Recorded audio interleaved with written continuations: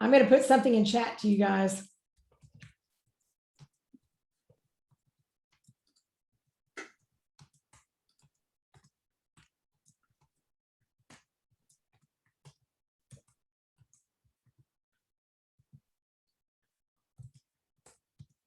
All right, welcome everybody. Everybody's filing on in the doors here. Welcome to our August general meeting, August 4th, 2021.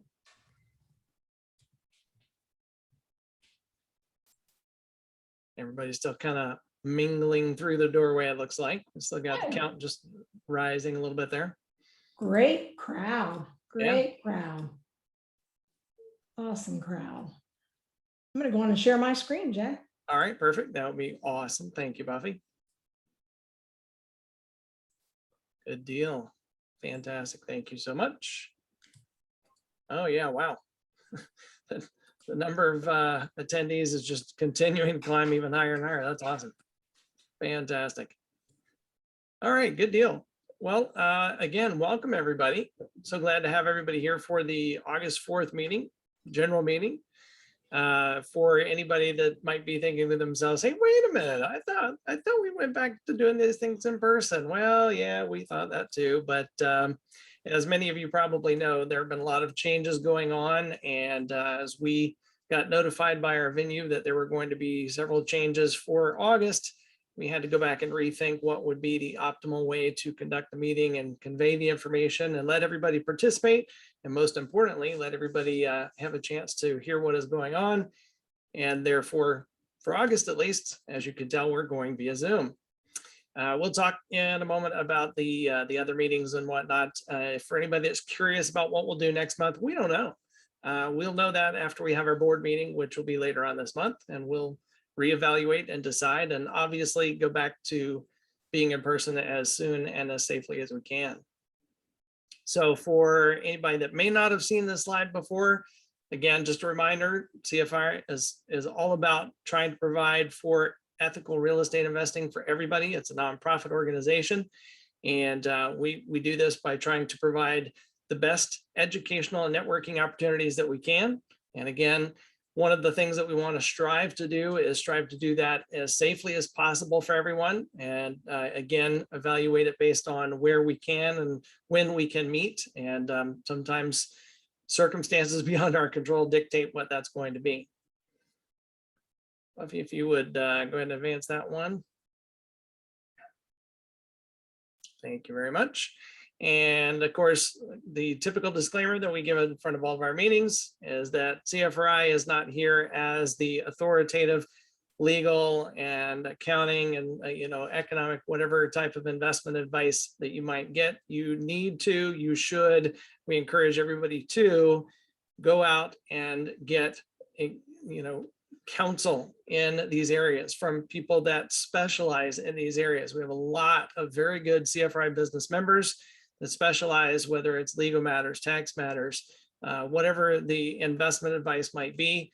We encourage you to take advantage of those. If you're not familiar with who some of them are, you're going to definitely hear from some of them in each of the meetings, whether it's the general meetings and going to the vendor tables, or whether it's the other county or focus group meetings, places like that, as well as don't forget to go to CFRI.net, because when you're a member and you log in there, you can see all of those business members and find out the information there as well. Thank you, Buffy.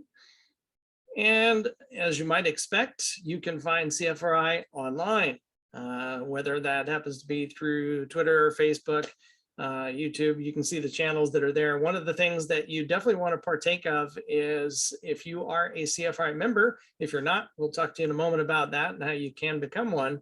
But for those folks that are CFRI members, we definitely want you to take advantage of the CFRI members only Facebook page so that you can interact with these folks and in many ways do that very quickly and easily.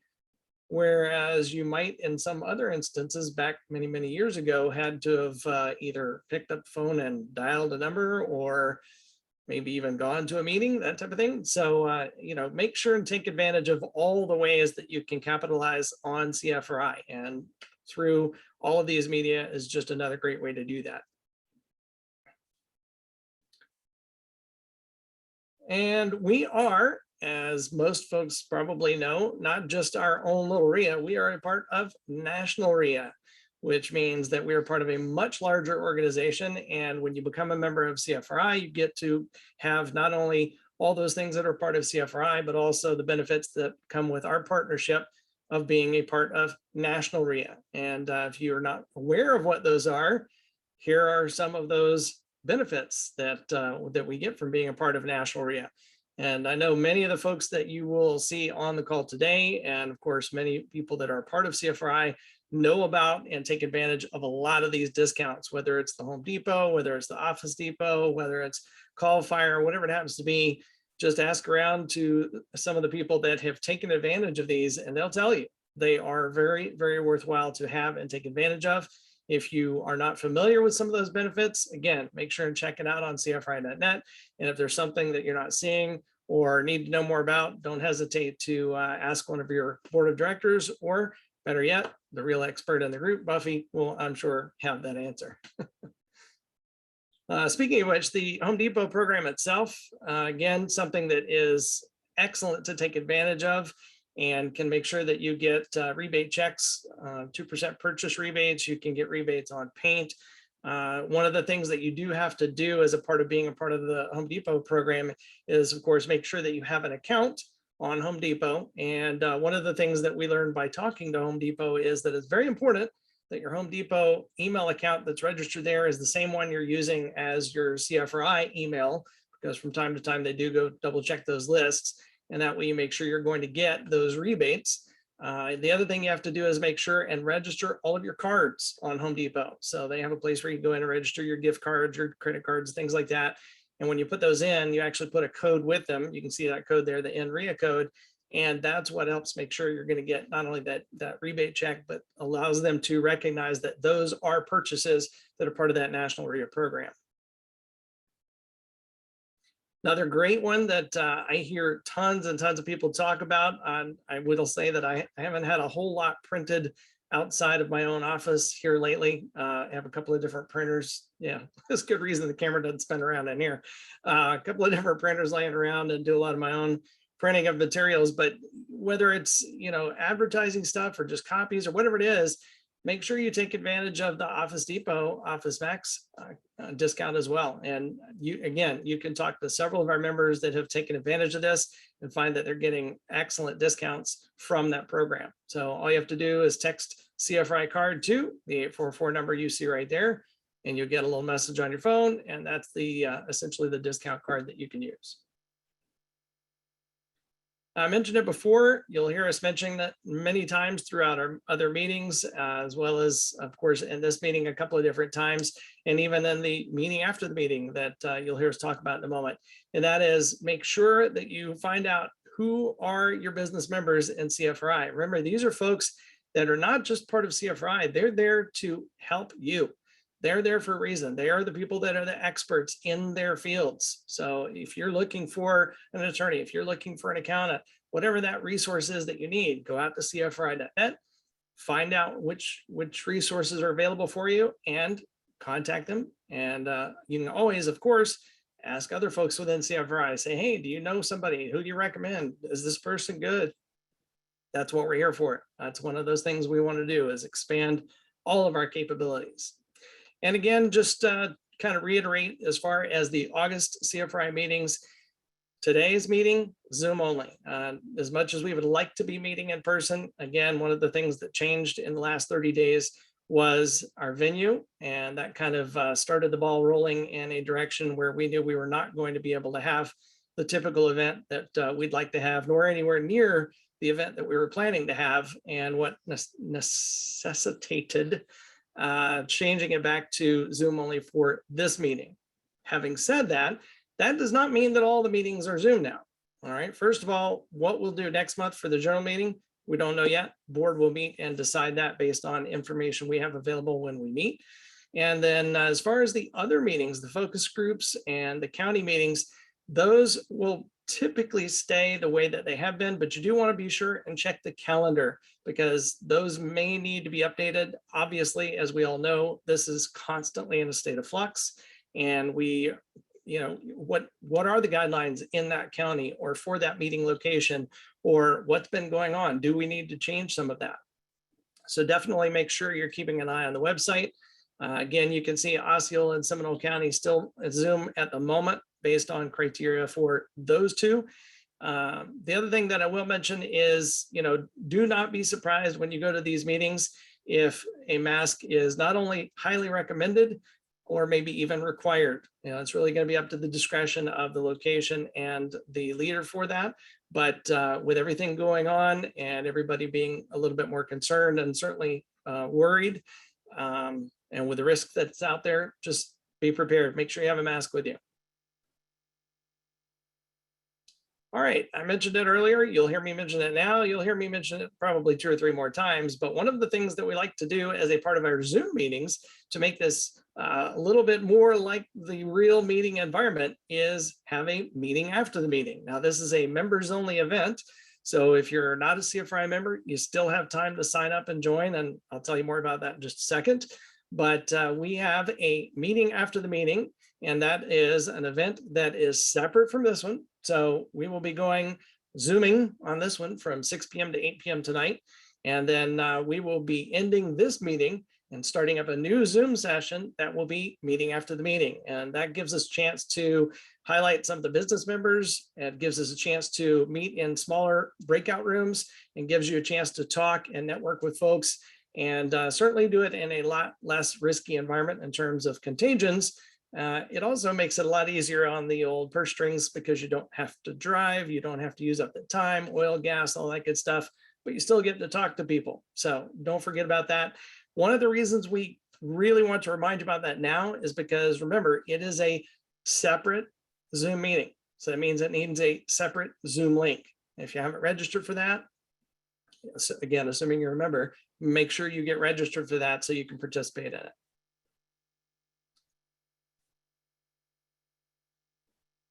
All right. One of the ways that we help promote and encourage everybody to do more with CFRI is, of course, like we said in the very beginning, provide those educational opportunities. And one of the ones that we've got coming up this month is one of our own board of directors. That would be Mr. Greg Bond, who's going to be talking about the tax-free power of self-directed IRAs. And Greg Bond, I see you're on here. So might you take a moment and just tell everybody a little bit about what they can learn on Tuesday, August 31st? Yeah, I would just hope anybody that doesn't know about self-directed IRAs or is interested, it's a great way to defer the tax or eliminate your tax on some of the most profitable deals you're doing. So what I did is, as I find deals, if I find ones with lots of equity, those I harvest and put into my IRA, my Roth IRA specifically. And so then if I sell them, I typically hold them for a year or more, sell them, it eliminates any tax. So it's a great way to eliminate that tax burden. Outstanding. Come to the class, learn more, lots of rules. Yeah, I think that goes without saying. Anytime we're going to try and avoid taxes, there's going to be rules associated with the proper way to do that, and you got to follow them. Absolutely. All right, fantastic. Thank you, Greg. All right, so one of the things that I mentioned for those of the folks that are on here that maybe are not members of CFRI just yet is that we have a couple of different options for you. First of all, if you're just not really sure yet, but you want to see what it's like to be a CFRI member, we have a trial membership that you can check out.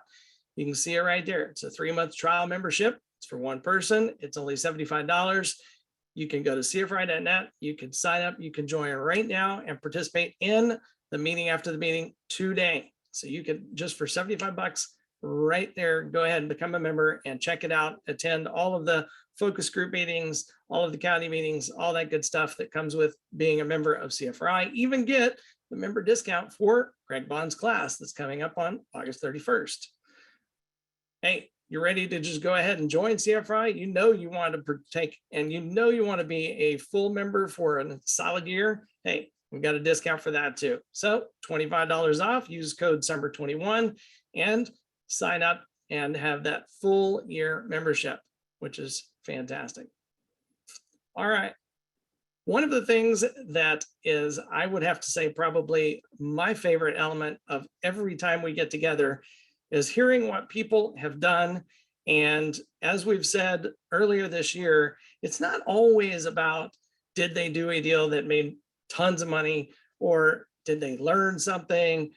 You know, sometimes it's a deal, sometimes it's a dud. And we've had the gracious opportunity to hear from Greg a couple of months in a row. And even though Greg Bond said, hey, I can do this every month for a year, we're not going to necessarily hold him to that. And instead, we're going to do a couple of deals this month that are really fascinating. So if you have a deal, if you have a dud, we want to hear from you. And we want you to contact our Vice President, Stephen Young, and let him know, because we want to get you up here so we can hear about it. Everybody else can learn from it, and we can see what everybody is doing. And with that, I'm going to turn it over to Stephen so he can tell you about the deals that we're doing this month. Perfect. Thanks, Jay. Appreciate that.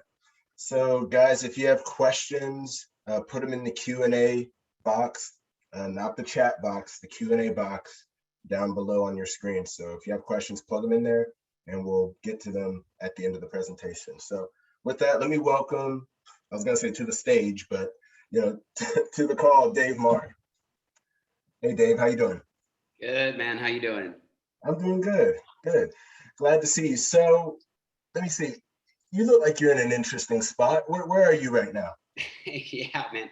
I'm in Playa del Carmen, Mexico.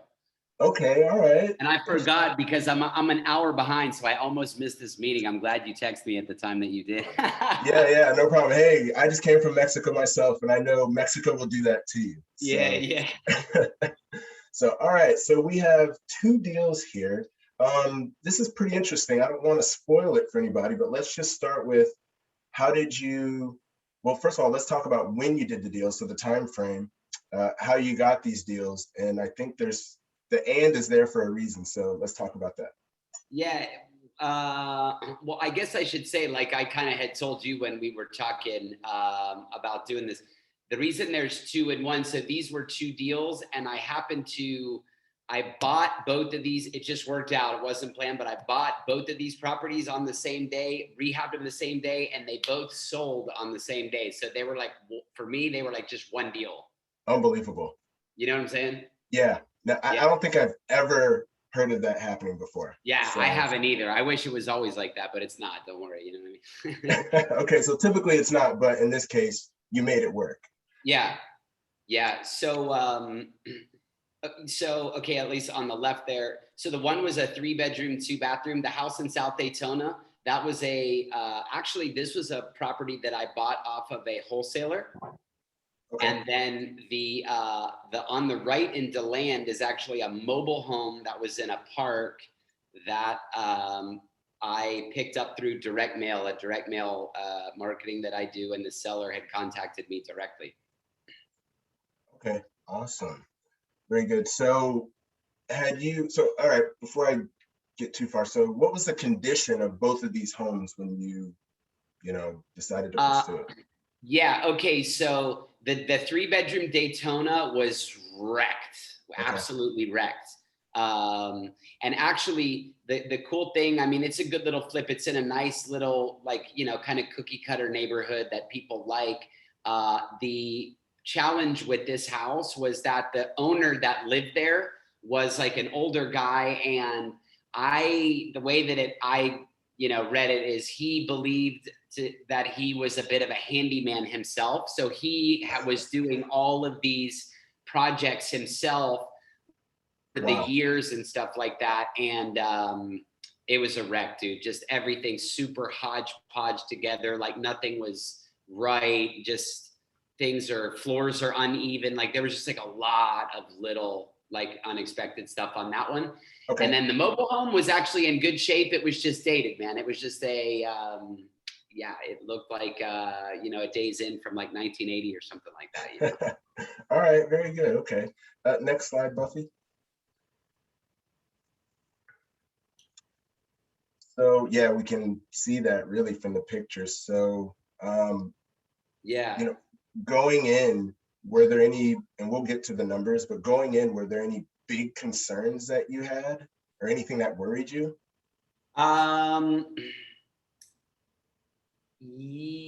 Going into them, my only concern was that I had a mobile home in the Daytona. Not really, you know, I didn't really have any concerns on that. It was one of those ones where I had a feeling that once we started tearing it out, I was going to find like more problems, and I did.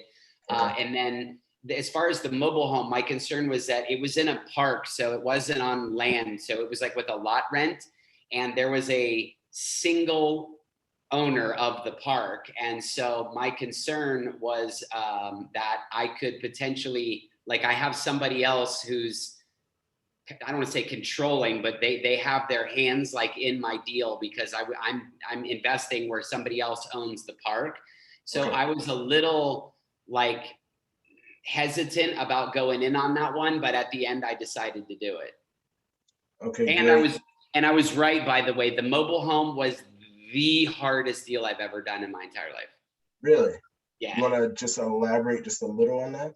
Just man, I got there was a single woman, an older lady that owned the mobile home park, and we ended up not on good terms, like at all. Like we were it was actually a war, dude, to be honest. That's the only way I could do it, because she really tricky. It's a longer conversation, but you know, you get into these mobile home parks and basically if you have a single owner, I mean, they're like the emperor of these parks, and they can hold you hostage. They cannot approve your buyer or sellers or buyers, or they can, you know, so I definitely got into a rodeo with this woman. It worked out for me in the end, but it was like I battled her pretty hard. So okay, that's good for the audience to know. Yeah, in a nutshell, that was a rough one. Yeah, sure. So you're in Mexico. Were these deals done while you were in Mexico, or were No, you man, I did stateside? these. Okay. No, I did these before I left. I did actually after the stress of the mobile home. I had to go on vacation for a month. That's why you're there. You know what I mean? That was kind of the deal. Actually, what's crazy is I had, in these two deals, I had a third flip in New Smyrna Beach happening at the same time, but these ones were literally bought and sold on the same day. So these were like one deal. That one was separate. Wow, that's crazy. So, Yeah. okay, so the numbers here, we broke it out, the 3.2, 118, the 2.2, 10K, the after repair value, that's combined for both properties and the repairs as well? Yeah, so I purchased the home for 118 grand all in, and I purchased the mobile home for 10,000 bucks all in. And my ARV on the Daytona house was like 195, so I was buying at 118, and then I had about $40,000 estimated in repairs, and then with a 195 ARV, and then the other one I bought for 10 grand, and I had 20,000 in repairs, and I estimated like an ARV of like 60 on that, I think. Okay, and these are areas that you've previously worked, so coming with that ARV probably wasn't too complicated for you? No, yeah, Daytona, like I said, the mobile home's a little trickier, but I figured for 10,000 bucks, I didn't really think I could lose. You know what I mean? So I just kind of, that one was a little bit of a roll of the dice.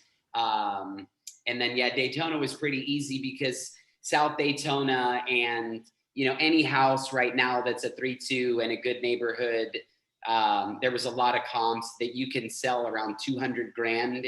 You know, I knew it was going to sell. So I was pretty confident in that. Got it. Excellent. Okay, next slide, Buffy.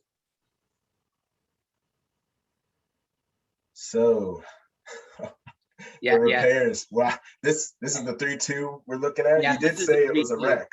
Yeah, oh, it was a wreck, dude. I can't even explain. It was a wreck. It was just, it was unbelievable. It wasn't even just that the house, when you went in, it was bad, but it was just, I don't know if any of you guys have ever, or if anybody's ever done a rehab where the owner has been doing work themselves and it's just, you know, when they shouldn't have been. It was just like pipes were going the wrong way. Everything was out of code. I got the city on me over it. I had everything on this one. It was wild. Unbelievable. So So we got a sense of how terrible the 32 was, the condition it was in. What about the mobile home? You just said it was primarily dated there, right? Yeah, Was the it- mobile home was in pretty good shape. It was actually, the mobile home was in way better shape than the house. It was just dated. So for me, like the Unbelievable. mobile home was just cosmetic. This house here needed completely done. Like the floor plan needed changed and everything like that. And it needed literally everything: new roof, new hot water, new AC. I mean, like, you know, just everything. It needed everything, everything. Okay, great. So it needed, that's why we bolded it. They needed everything. So let's take a look at the finished product of what you did.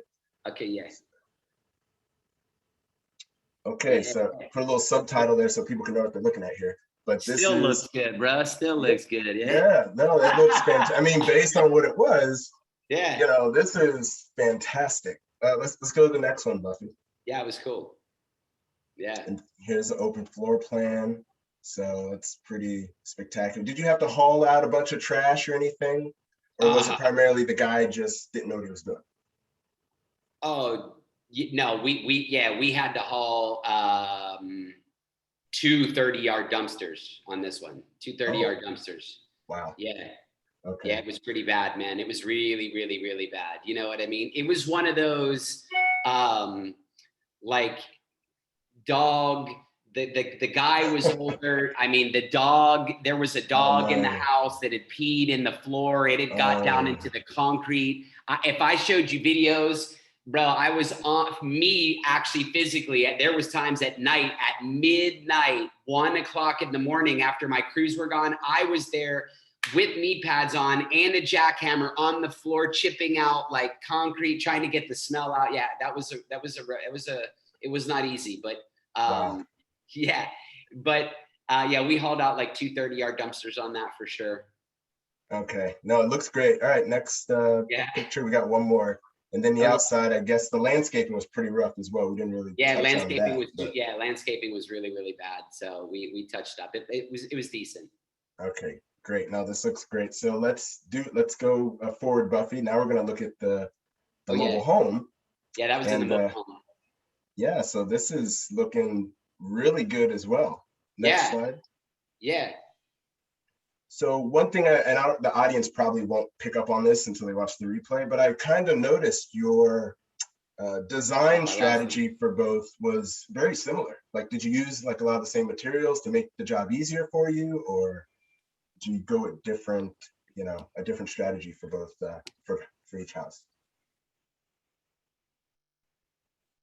Uh-oh, did we lose Dave? Oh, he may have frozen up on us. I'm glad you asked that question though, because I was noticing that the flooring looked very similar, and then there were other things that looked similar as well.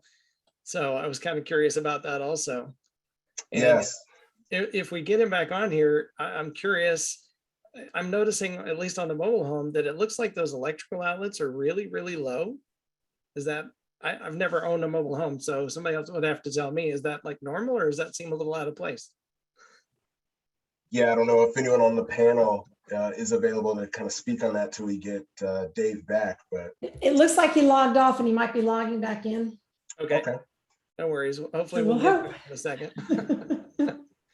That's the joys of trying to teleport in from Mexico, I guess. There you go. Yeah. A few hangups here and there. But anyways, anyone on the panel, did you guys have any feedback on what Jay just talked about as far as the electrical? Yeah, does anybody happen to know on that? I mean, have you seen that before, where the electrical outlets are that close to the floor? It seems like, I mean, again, I don't know electrical code, but it seems like that's a little odd. No? Okay. All right, Well, guess no one's I'm going to assume if nobody's seen it before, it's a little unusual. You just never know when somebody does all the renovations themselves what they're going to do, man. It's just a Pandora's box. I can't tell you how many times we've gone through a property and just go, what were these people thinking? That's the motto for what Dave has been really pretty much saying, is like, what were these people thinking throughout this time? Yep. That's a great point. And well, Stephen, while we're waiting to see if we can get Dave back on there, I noticed one of the questions that came in was talking about, when we use the phrase all in, are we including closing costs and things like that? Do we get Dave back? Hey, he's connecting the audio now. All right. There's Dave. I got Hey, back. Sorry, was that me? we hope it wasn't the rest of us. Yeah, okay, good. Sorry about that, guys. No worries. No, I'll it's let okay. Steven kick back in. Okay, good. Sorry, I think it was the internet. No problem. No problem whatsoever. So the question that I had before you got disconnected was I noticed that the design for both properties looks very similar. So was that part of your strategy to save money or what? Yeah, for sure, man. Just make things easy. You know what I mean? I try to keep everything like pretty similar anyway. Like most of the houses that I do kind of look like this, you know what I mean? Because I don't want to have to think too much, to be honest. I like to just kind of run the route that I know that I run. So not only did it make it easier, but also I could buy, it made the shopping easier. Like when I buy flooring and I could just go to my kitchen guy, order everything, flooring, paint. Even if you notice, like some of the paint is the same and everything. So yeah, that way I could just buy one material and do both of them. Okay, excellent. And the question Jay actually had while you were gone, he noticed the electrical outlets for the mobile home seemed like they were a bit lower than in a typical home. Is that standard, or was that just how you bought it? And no, that was just how I bought it. They, to be honest, man, I wasn't really a pro at mobile homes before this deal. I'm still not. I know a little bit more now, but they're kind of like their own universe, man. You know what I mean? And, it's like a little bit different. And, I actually, obviously when I bought the mobile home cash, I bought it. And when I sold it, my buyer bought it cash and she didn't even have an inspection or anything. She didn't want one. So what? You're that good, huh? Yeah, it worked. So, but no, I think everything was good. Everything was like up to code and stuff like that, because I actually had electricians that we cleaned up the electrical box and stuff like that. So everything was good on it. Okay, great. Buffy, let's see if I don't think I have one more picture, but let's just see. Okay, I didn't think so. So no. Yeah, well, there's more. There's still other pictures here, but there was no more in that section. But yeah, you can go to the next one, Buffy. And you kind of touch base on this too, the perspective, right? The difference between a home versus a mobile home. Did you like one more than the other, or you're still kind of learning on the mobile home space? Oh, I think we lost David. Twice. That's twice. Yep, 3 strikes. Yeah, one more. I think when he comes back on, we're going to ask him to turn off his video. That's probably a good idea, Buffy. Okay. Yeah, no joke. Yeah. Sorry, guys.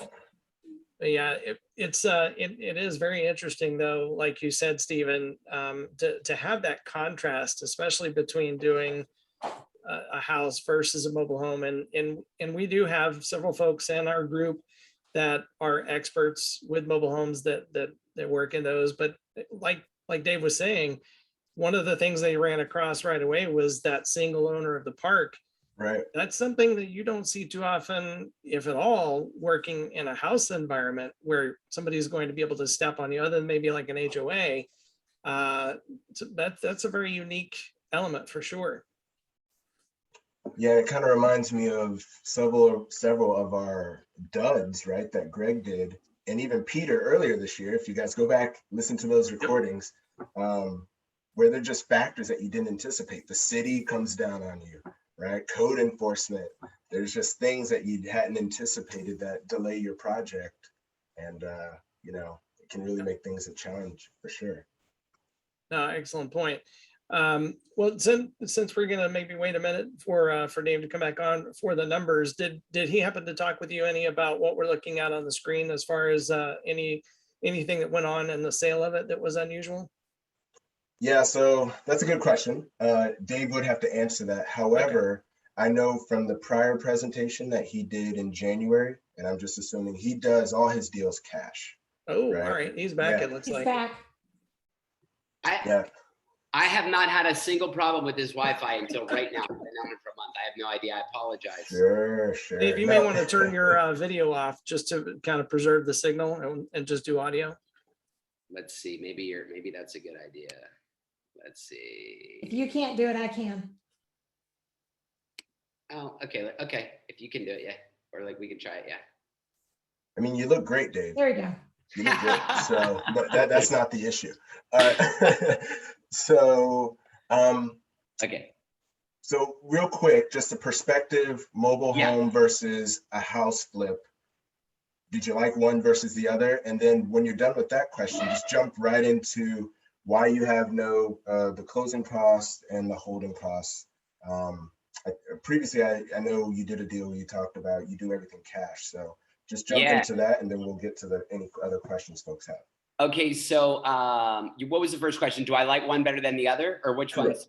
Yeah, what was your experience, and which one did you like better? The mobile home is a little tricky, man. It's a little bit tricky. It can be challenging if you have to get parts. Like mobile homes are like nothing is standard. If you need a new window, you don't just go to Home Depot. If you need like stupid stuff, man, plumbing and little things, it just, especially like this was like a 1987 or something, like right around there, mobile home. So they can be very tricky to shop for. They're like a little funky. They use like different wood. So the mobile home is definitely a little trickier than a regular house.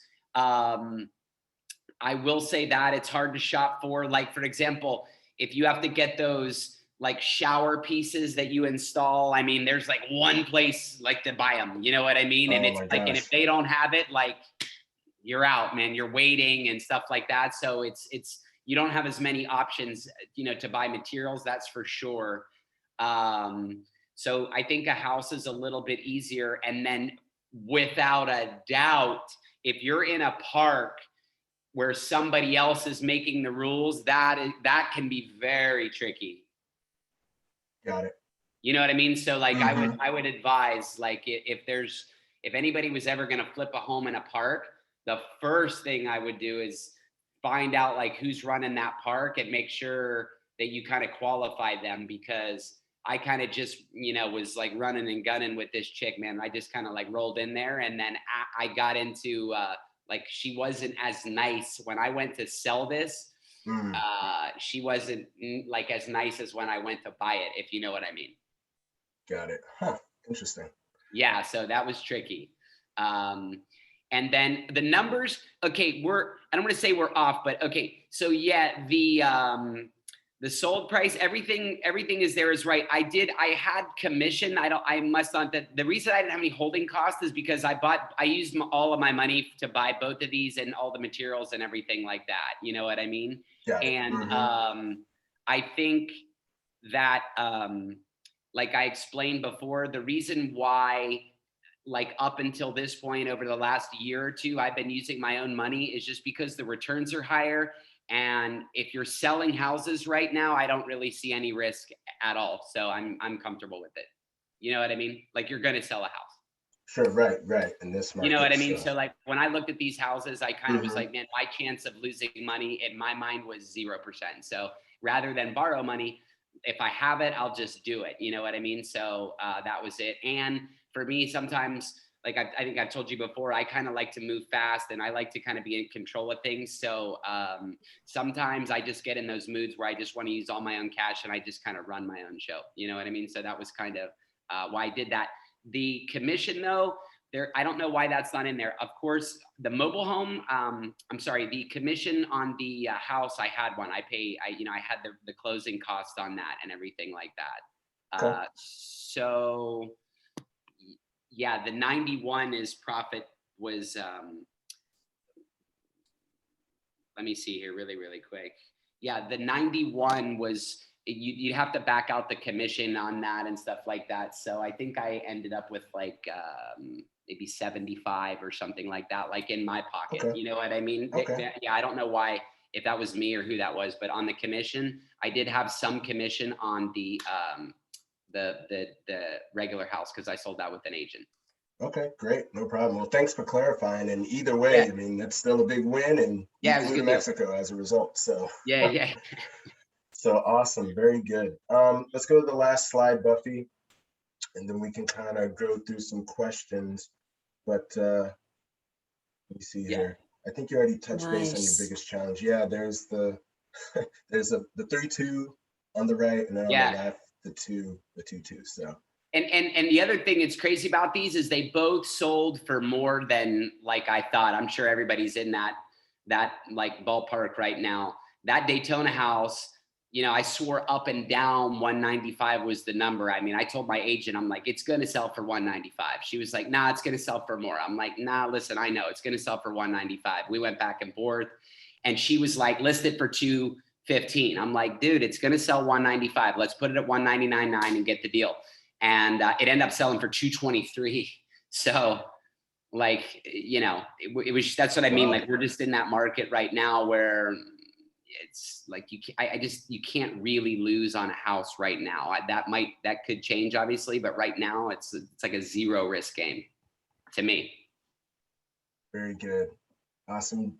Jay, did you see any questions in the Q&A that you wanted to cover? Because I know we had some cutoff, so I would just, for time wise, I think a couple of things that we can answer pretty quickly. One of them was, you know, when we say all in, does that include closing costs and everything? And I think we can safely say that, yeah, typically when we say all in, that means all in everything. But, you know, like anything else, you want to ask questions because you don't want to make any assumptions when you're doing this. Yeah. So, right, Dave? Yeah. Oh yeah, for sure. You mean as far as those numbers that were up there? Yes, exactly. Yeah, no, those, the buys were all in. Yeah, everything was all in. Those were all in. The only, like I said, I don't know why it wasn't on that slide. I had a little commission on the sale of the house. You know what I mean? Yep. No worries. Did you try anything like somebody said, negative ion generators or anything that, you know, might help get the smell out?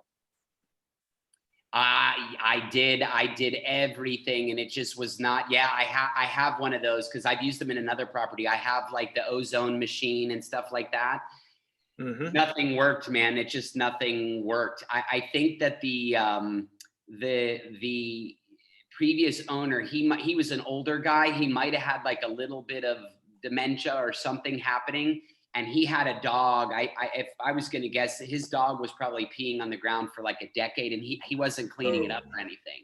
So it was way in there. It was rough. And like, you know, you can't, I couldn't start rehabbing until I fixed that. Got it. And that kind of ties into my, I guess, final question. Someone else had a question about holding costs. Even if you're paying cash, wouldn't you still have holding costs such as taxes, insurance, utilities, etc.? But you might be able to answer that question by answering this question. How long did it take you, I guess, to do the rehab, but then to turn around and sell the property? Because that sounds like it was pretty quick. Well, number one, for me personally, I put my holding costs in that rehab budget. Like all I know is I need how much to buy it, 118 grand and 40 grand to rehab it. Let's roll. Like I add up, that includes like the light bill and all that kind of stuff, you know? Got it. So yeah, those are the numbers on there. And then, like I said, I don't have any interest for loan or anything. So in those rehab numbers, yeah, is the electric bill, the water bill, you know, and stuff like that. But the other thing is these two properties took me, I was in and out in 6 weeks on both of them. So it was small. Wow. All right. Good deal. And how long before you sold it? So you put it on the market? One day, they both sold the first day. Actually, Daytona sold in 30 minutes and the other one was like, you know, 2 hours or something like that. What? That is unbelievable. Yeah.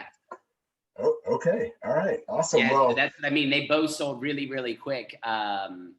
You know, they went under contract and stuff like that, man. It's just that time right now where it's like very, you know, opportunistic, which is why, you know, like if I can buy, you know, like I'll do 2 of it at a time, 3, 4, whatever we got it, you know, because it's like, you know, you got to get it while you can get it, right? for sure. Definitely. Well, awesome. This has been a fantastic 2 deals, 2-for-1 deal. Yeah. We appreciate you sharing this with us from Mexico. Yeah, man, absolutely. Yeah, so this is great.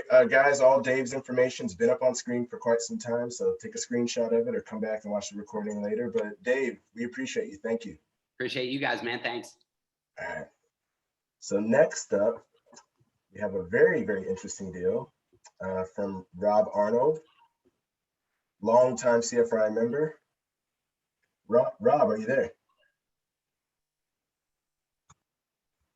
Hello there. Hey, Rob, how you doing? Am I on? Hi there. Great. So this is a very interesting deal. We'll get into the creativity behind it all, but let's talk about first, how did you come across this deal and when did you find it?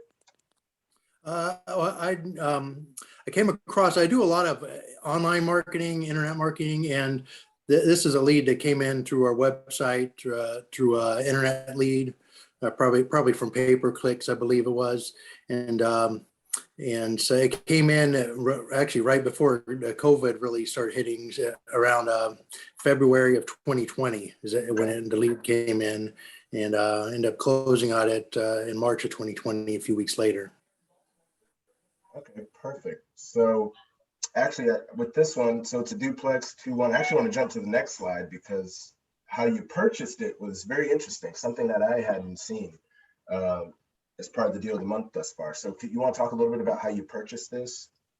Yeah, kind of. Well, I can tell you, there's kind of the story behind this. This was apparently the guy I bought this from. His grandmother had owned this duplex for a long time, because the deed goes back into the 1960s when she bought it, and apparently she passed away sometime in the 1990s, and it was inherited to I guess the guy that sold to me, his father inherited it, the property, and then sometime in the last about a year or two before I had got a hold of the seller, the father passed away, and the property inherited down to the father's adult children. It was 2 brothers and a sister they're all adults. They're all living out of state. The guy I was dealing with was in Colorado, and the other 2 siblings were also out of state, and they had it it's managed by a local property manager that had managed the property.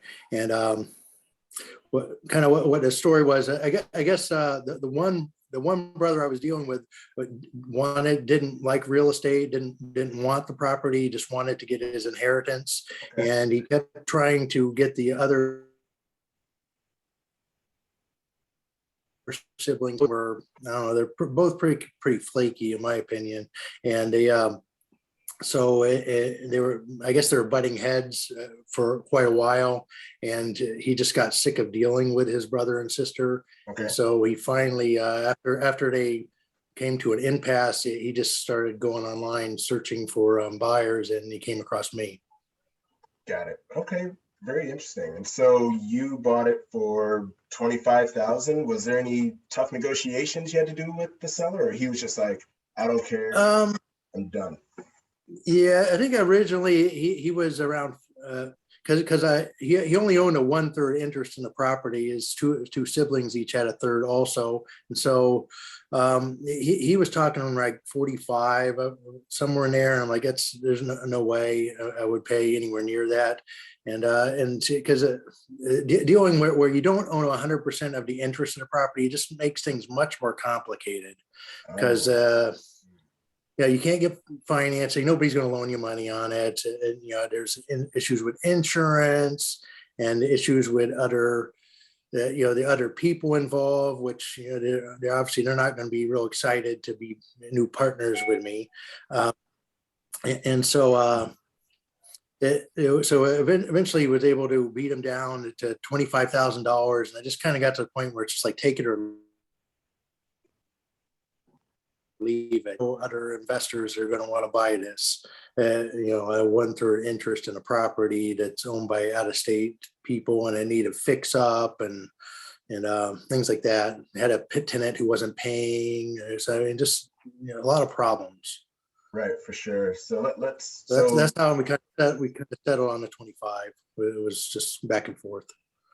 Okay, great. So I want to go to the next slide and then talk about the repairs. So you had the repairs at $50K. That's what you anticipated was needed for the property? I figured if I was going to buy it and fix it myself, that's what it would have taken. It needed kind of the immediate needs. It was up on a crawl space. The property it was a big lot, and it sloped down at the backside. And so it was up on a crawl space, and some of the flooring was rotted and damaged. And so So it needed that immediately because there was some flooring that was very soft. Got And it. then, of course, you can see some of the pictures. I wasn't able to really get a whole lot of pictures because just to even get in there, had to kind of go under the guise that I was inspecting it for the out-of-state seller. And so, but it didn't have central air and heat in either side. Wow. It had a bunch of crank out jealousy windows, Mhm. kitchens and baths, so they're all dated. It had a tar and gravel flat type of roof. So, I mean, it had a bunch of things going on with it. Okay, so infighting with the siblings, issues with the property in itself, and then you got here also one tenant was not paying. And in your email to me, you also informed me that you weren't getting rent as part of a 1/3 owner either, right? Yeah. Well, once I closed on the property and just Mhm. closed, and I've only bought 1/3 interest. So my Right. deed had it where it just said I'm at 1/3 interest in this property. Then the next step, I reached out to the property manager and said, "Here's my deed. I'm the new owner of this, and so I need to start getting my share of the rents." Right. Where's my money? Yeah, where's my money? And the property manager was kind of, of course, everybody's surprised because the guy I bought it from, he didn't tell his siblings what was going on. He made a very strict note to me, said he wasn't going to sell to me unless I stayed on the hush hush about him selling it because he didn't want to alert the other people and cause it to go sideways. Sure. And so once we closed and deeds all recorded and everything, then I reached out to the property manager and started asking about, I need to get into, see the monthly reports and he had given me the phone numbers of his two siblings also. And so I reached out and we ultimately did conference call with them and they weren't happy to deal with me at all. They were pretty upset about what happened, but, just at the end of the day, it's just an investment. And Mhm. I never did get access to the like a login to the portal, the property management portal to see any reports. And I never got any money for rent either during the time of about 6 months or so that I owned it. And I never got to see all that. And Wow. I think it's because the tenants, one tenant wasn't paying and the other tenant wasn't paying much. And then in between insurance and taxes, and there wasn't any mortgage on the property, but between a lot of that, it just, there wasn't a whole lot of money coming out of the property manager. So I don't even know why they had a property manager if nobody's paying anything. So Yeah. What's your job? What are you there for? So yeah. interesting. So with all that said, that I'm guessing that's why there's a big fat zero there for repairs. You couldn't get But yeah, I in. didn't. You're like, Yeah, I'm I not didn't have to messing with pay this. anything. Yeah. Yeah, I didn't have to pay anything either. Didn't have any money coming in, but I didn't have to put any money going out to fix anything because of that. Got it. Makes sense. Okay, next slide, Buffy. So we kind of spoiled it on the other slide if folks were reading, but you did end up selling your 1/3 interest. Now, how did that go? Well, what happened? It took a while. It was like 2 or 3 months, kind of between March and probably about July or so before I could even get anything intelligible negotiations out of the other two siblings. And one of the brother was a retired doctor, but he was really, I don't know, he's kind of like a nutty professor type of doctor. I didn't think very competent at all for a doctor. The sister, she was more of I'm not sure what she was, but she wasn't she was handling a lot of the insurance and the reports and all that, but she didn't really seem very competent real estate wise either. But ultimately, what I ended up doing, the brother, the doctor brother, he ended up what we set up. He came to Florida for vacation, and so when he came to town, he just came into my office and we just sat down and talked for about an hour or so and just worked out the details. I had tried to see if they would just let me buy them out. I made them an offer, which they turned down. I just basically offered them the Zillow value for the property, which is a little bit low because it was a duplex and Zillow doesn't do well with anything that's not a single family house. Right. And so I could never work out anything to buy them out, but ultimately it worked out where they bought me out, and they kept asking repeatedly how much I paid the other brother for the property, and I wouldn't tell them, because they just wanted to offer me basically whatever it was that I paid him, and I just refused to tell them, and I was able to use a land trust and keep it off of public record so nobody could find out what I paid. So, That's perfect. but now everybody knows what I paid for, but But at the everybody at CFRI knows what I paid for it. So, right. anyway. Yeah, everybody, right. But at the time, the heat of battle, right? You didn't relay information that would have negatively impacted you. You were smart about what you were doing. So that's awesome. That's incredible. So overall, fantastic. You got 25,000 or so profit. You seller financed the deal with them. Are they still making payments to you, or are you all cashed out?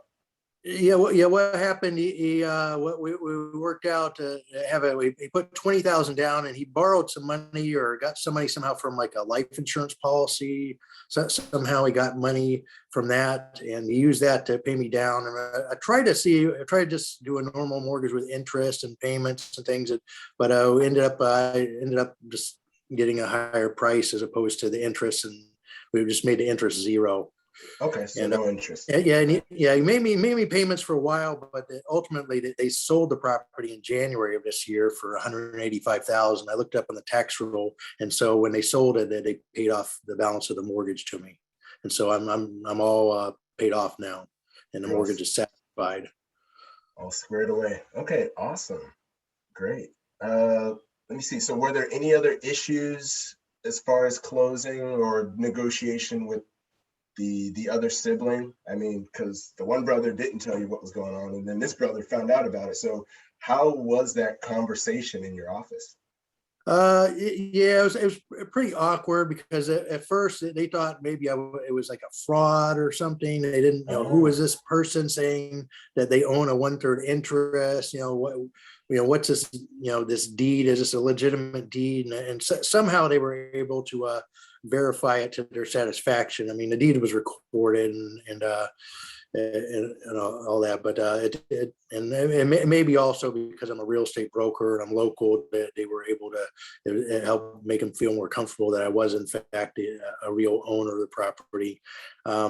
So I tried to buy them out, and they just didn't. They weren't ready to do anything. I think that this doctor brother, he spent a lot of money, I guess, doing some repairs, so that I didn't see much, but he kept claiming that he spent a bunch of money doing repairs that he was owed from his other brother. And I'm like, well, I don't care about that. That's between you and him. Right.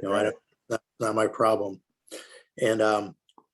And so, I mean, we had a couple impasses on the negotiations, and it took, really said, from like February to or March to July to, where we couldn't do anything with either them buying me out or me buying them out. But it ultimately worked out when he came into town, and he was a nice guy, and we worked everything out. And it wasn't once he came into my office, it wasn't a real ugly negotiation. It was more friendly at that point. So okay, great. Yeah. And he was happy because it was a family property, and he's happy that he was able to save it. But then he sold it anyway. So okay, well, very good, awesome. All right, so next slide, I think it's just the questions and answers section. So one thing I want to note, which I find is very interesting with this, not that you didn't do anything, but based on our traditional deal of the months that we've gone through, I mean, you sent out a letter, the guy responded, you didn't have to do any rehab, you didn't have to do a lot of the things, fixing and things that you typically would do, and you walked away with like $25,000. I mean, really, it's like you just shuffled some papers and having good rapport and able to talk to people, and it seems like that really worked out for you. I mean, do you have any comments or feedback about this deal? Yeah, I think it's more I was paid for creative problem solving. Yeah, okay. The siblings were fighting amongst each other and couldn't work something out. And I was able to force a workout. I threatened at one point that I was going to just get a lawyer to partition it and auction the place off. And, that I think maybe motivated them to try to work something out ultimately. Great, awesome, problem solver. Okay, let's go to the Q&A. That's from the prior conversation. Okay, let's see. Did you figure out why would they buy you out if one of the tenants was not paying? The other not so much, and assuming by the subfloor or needed a lot of repairs. Yeah, I mean, I think they basically just wanted me out of the picture. Yeah, Is what, because I was kind of, lack of a better word, kind of annoying or harassing them by existing.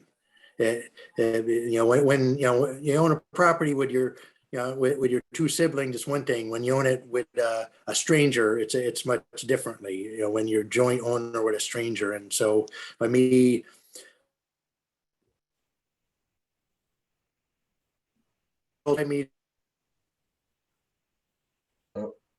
Uh-oh. we're losing Rob. Intimidating, and I think it just any way to get me out of the picture was the solution for them. Was their goal. Okay, awesome. Right. I don't know if you want to answer this or not, but who do you use for deed/trust?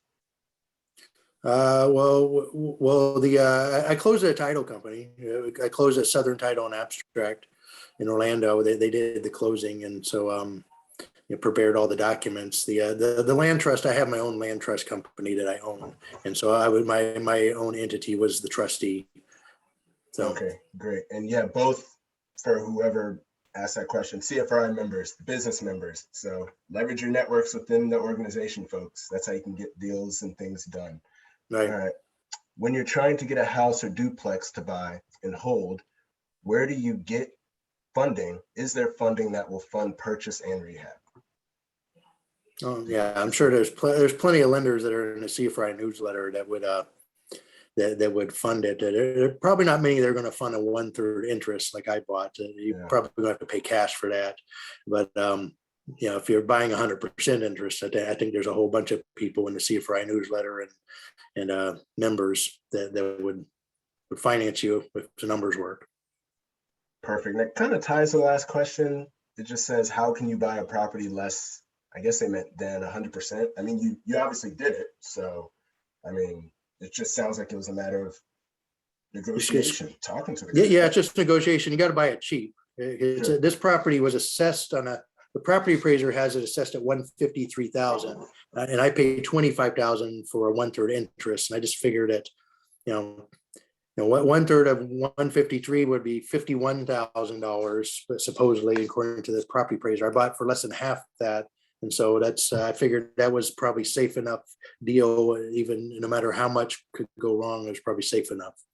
And then I sold it basically for what the tax value was.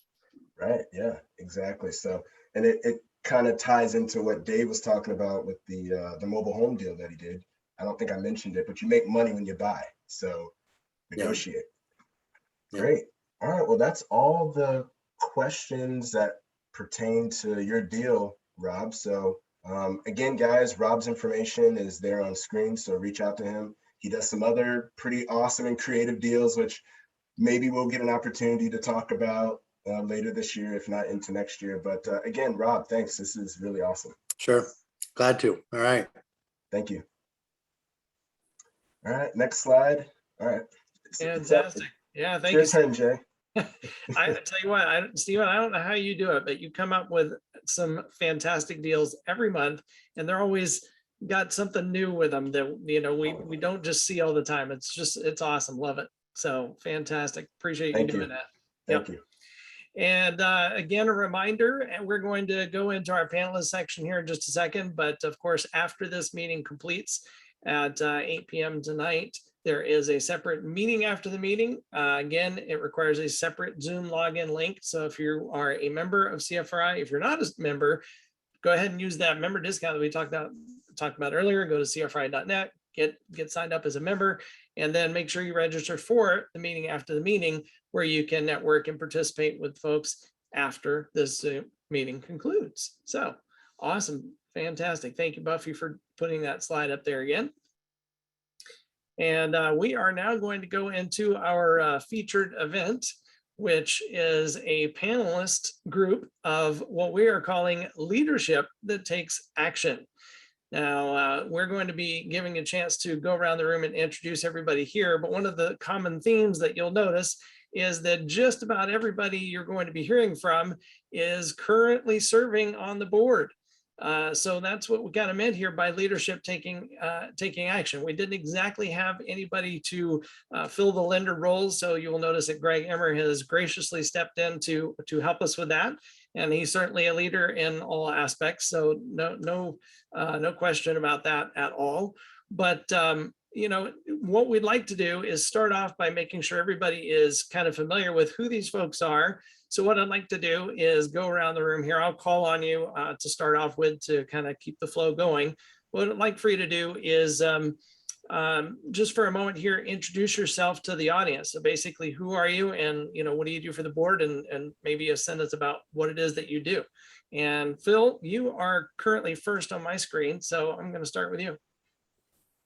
Good evening, everyone. My name is Phil Georges. I'm a longtime member of CFRI since 2003.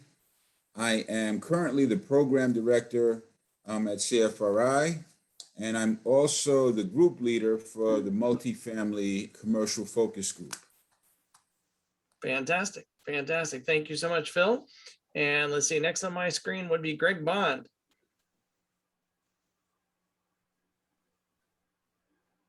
All right, thanks, Jay. As you said, my name is Greg Bond. I'm currently the treasurer of CFRI. This is my, I think, fourth year as treasurer. Is that right? So, That sounds right. Fourth year. I'm a real estate broker. I'm a property manager. I'm also quite involved with assisted living and self-storage. So those are the areas I love. Anything tax deferred, tax free, tax sheltered, any way that I can save taxes, because it's one of the biggest expenses that you've got, and people a lot of times overlook that. So fantastic. Thank you, Greg. And David, you are next on my screen. Hey guys, David Pupo. I'm the owner of Florida House Buyers. We are a statewide, and actually now in a couple of other states, wholesaling company. We have also done a fair amount of creative financing deals. So we're starting to stack that portfolio up. I am the director of marketing here for CFRI. So making sure you guys are in the know of what is going on and how we can be able to make this an overall even better experience for everyone. Awesome. Thank you, David. Mari, you're next on my screen. Good evening, everyone. I'm Mari Lynch. I am representing the board as the person in charge of membership. So my job is to make you feel welcome to CFRI and available and understand what the resources are, what the benefits are. We have not been able to have in-person new member orientation, but we do have, our intention is to have new member orientation at the end of this month on the 26th. So watch the website for that information. I am a buy and hold investor, and tonight I'll be talking about landlording. Thank you. Thank you, Mari. Mr. Emmer, how about you? Hey guys, I want to apologize for not being on the board, but very thankful for the opportunity to be on the panel tonight. I represent our family company. It's called Equity Max. We are a mortgage lender licensed here in Florida, and we also finance deals throughout 46 states. When the pandemic happened, you have to improvise, as I'm sure everyone knows, and we actually found a lot of opportunities to lend in other markets that we didn't necessarily go to for in-person networking. So that's what we're doing for 30 years now. And again, thanks for the opportunity. Excellent. Thank you, Greg. And then, of course, last but certainly not least in any way, Chad, how about you? Hey, good evening, everybody. My name's Chad Schultz. I have a company that mainly does rehabs on properties. I've also done some wholesaling and some land deals. I'm currently the secretary with CFRI, keeping track of all the important notes and paperwork. And I'm also a licensed realtor, so I have some experience in that arena as well. Outstanding. Thank you very much, everybody, for that. And I know a couple of you kind of mentioned briefly what your area of specialty is, but I'd like to go back around the room one time and give you a chance to speak for, I don't know, a couple of sentences, describe, you know, what area you are talking about tonight that's kind of your specialty, maybe your favorite thing to do, and maybe a little bit about your experience in it. So like, you know, how long have you been doing that? And Phil, I'll start with you again. I will be discussing multifamily. That's the area of real estate that I invest in. I bought my first multifamily when I was 24. It was a total disaster, but I learned how to get back in it and stand the long haul. All right, fantastic. And let's see, Mr. Bond, how about you? Yeah, I in 2008, Jay, I was buying a lot of property, but couldn't get loans at that point. Banks weren't lending, as probably most of you know. So I was looking for other sources of income, and somebody said, "Oh, you can use your self-directed or your retirement money." And I said, "How do you do that?" So I found NewView. It was Entrust at the time, and found them. Started attending some of their events, and kind of thought, is this really real? Can you really do this? These people seem to be doing it, but is it legal? And I was very skeptical. I went to an event, and Jason DeBono kind of cornered me, and he said, "Listen, I've been seeing your name. You've been coming to a lot of events, but I also see that you haven't opened up an account. What's the problem?" And I said, "Well, Jason, I honestly don't know if this is really legal." And he said, "Well, have you checked out the IRS code?" And I said, "No, I didn't know there was IS code on self-directed IRAs." And he sent me the code, and sure enough, it was legal. And I jumped in with both feet and have been investing with my self-directed retirement accounts ever since. And it's been a wonderful ride. So I hope everybody, I think I can save everybody a lot of tax dollars if you attend a class. For the amount that you're going to spend on the class, you're going to save 100 times if you follow some of the advice that I'm going to give at the class. So. And you see, that was a perfect segue on how to market something, and jumping right over to David, who does marketing for CFRI. David, tell us a little bit about what you do and how you fell into that. Yeah, thanks for the segue, Bond. Mr. Bond. Yeah, so obviously one of the things that I've been able to help out a lot with CFRI over the years has been the wholesaling. So what we have, of course, been able to see, guys, we saw in COVID about a 2 to 3 month limbo period. And since then, you know, we put the burners on hot. Now there's no inventory. And I see all the time in social media, there's no deals out there. There's no deals out there. We are on track to do our best year ever. So I can tell you, it is all about where you're looking, all about how you are adapting to what is currently happening. Just like any other circumstance, you can be a victim of it, or you can realize what the opportunity is within it. Excellent. Thank you, David. Mari, how about you? As I mentioned, I'm going to be talking about landlording tonight. I've been a landlord for over 30 years in Central Florida. I operate in Seminole and Orange County mostly. And yeah, I think that's it. All right, fair enough. All right, Mr. Emmer, how about you? Thanks again. We're a lender, we're a mortgage lender licensed, but obviously we'll talk about money, why it's important. If it's not obvious enough, why it's important for your real estate transactions. We as a company specialize in private money. Something that's unique about us is that we only lend our own family money. So it's all our own, it's all private. In terms of working with us, that definitely gives everyone, you know, personalized approach, but there's a lot of different financing options out there, not just from us, from other companies. And, you know, hopefully I'll educate everyone on where the landscape is now and kind of give some comparison on how it's maybe changed in the context of how long we've been around as a company. 30 years, I've been doing this almost 15. So a lot of experience to rely on to hopefully help everyone navigate all the different options and scenarios that present themselves daily. Great. Great. Thank you so much. And Chad. Hey, everybody. So I focus mainly on rehabbing properties. I have done 2 wholesale deals and also a vacant land deal, but I'll be on the panel tonight discussing rehabs specifically. And I'm sure that I probably do things a little differently than maybe what the general census might be, but I think that sets me apart from some others and gives me some advantages in many places. So we'll see how it goes tonight and talk about it some more. Excellent. And one of the things that, again, we're going to encourage everybody to do is if you have questions for our panel, make sure that you put them in the Q&A. Don't put them in the chat. Make sure you put them in the Q&A. I'm not going to even remotely try and guarantee that we're going to get to every single question that comes in. We will certainly do our best. We've got a few questions that we want to make sure we get answered. Some of them will be a little more specific to your area. Some of them may be a little kind of a quick fire type of thing, just to get a quick response. And then again, any of the questions that our very large audience that we're looking at here has, we'll try and make sure we get those answered as well.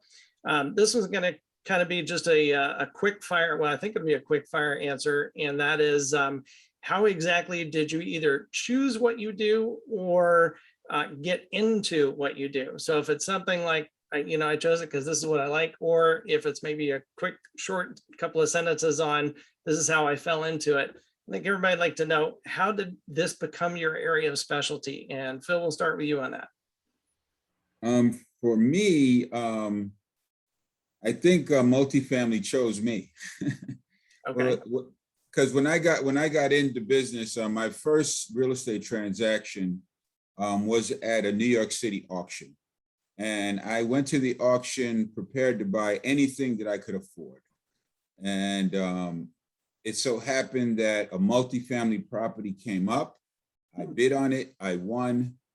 The long story of that wasn't a good result, but after that happened, I went into single family flipping, fixing, and other avenues of the business. And I realized that multifamily is the best place for me. And that's how I ended up there. Excellent. Excellent. All right. And Mr. Bond, I think you might have explained a little bit of this in when we were talking a moment ago, but anything else you want to add in terms of like why so much the tax-free investing, other than, of course, saving money? Saving money. I mean, it really, when I started, it was out of necessity that I was looking for additional funds, obviously, like I mentioned. So the way to find other funds, I didn't know companies like Greg existed. Just thinking I had blinders on at that point. I thought I either had to find a bank loan or have the cash to be able to close it myself. And so it was just of necessity that I learned how to use my own retirement funds to do it. And then as I started doing it and finding more and more deals, this was back in 2008 and 9, I took the most profitable ones, and those are the ones that I put into my IRA because I didn't want to pay tax on that equity that I was gaining. I wanted to harvest it tax-free in my Roth IRA. So, excellent. All right, David, how about you? So how I got into wholesaling. So I found it within about 2 years of leaving college, and I was very big on being able to listen to podcasts. I was listening to Bigger Pockets a lot, and in one of the episodes of Bigger Pockets, they mentioned going to your local RIA. That is where I found those 4 beautiful letters in a row, CFRI. And I was just a sponge. I was going to every single event, and one of the events that I went to, I was hearing people talk about wholesaling a lot.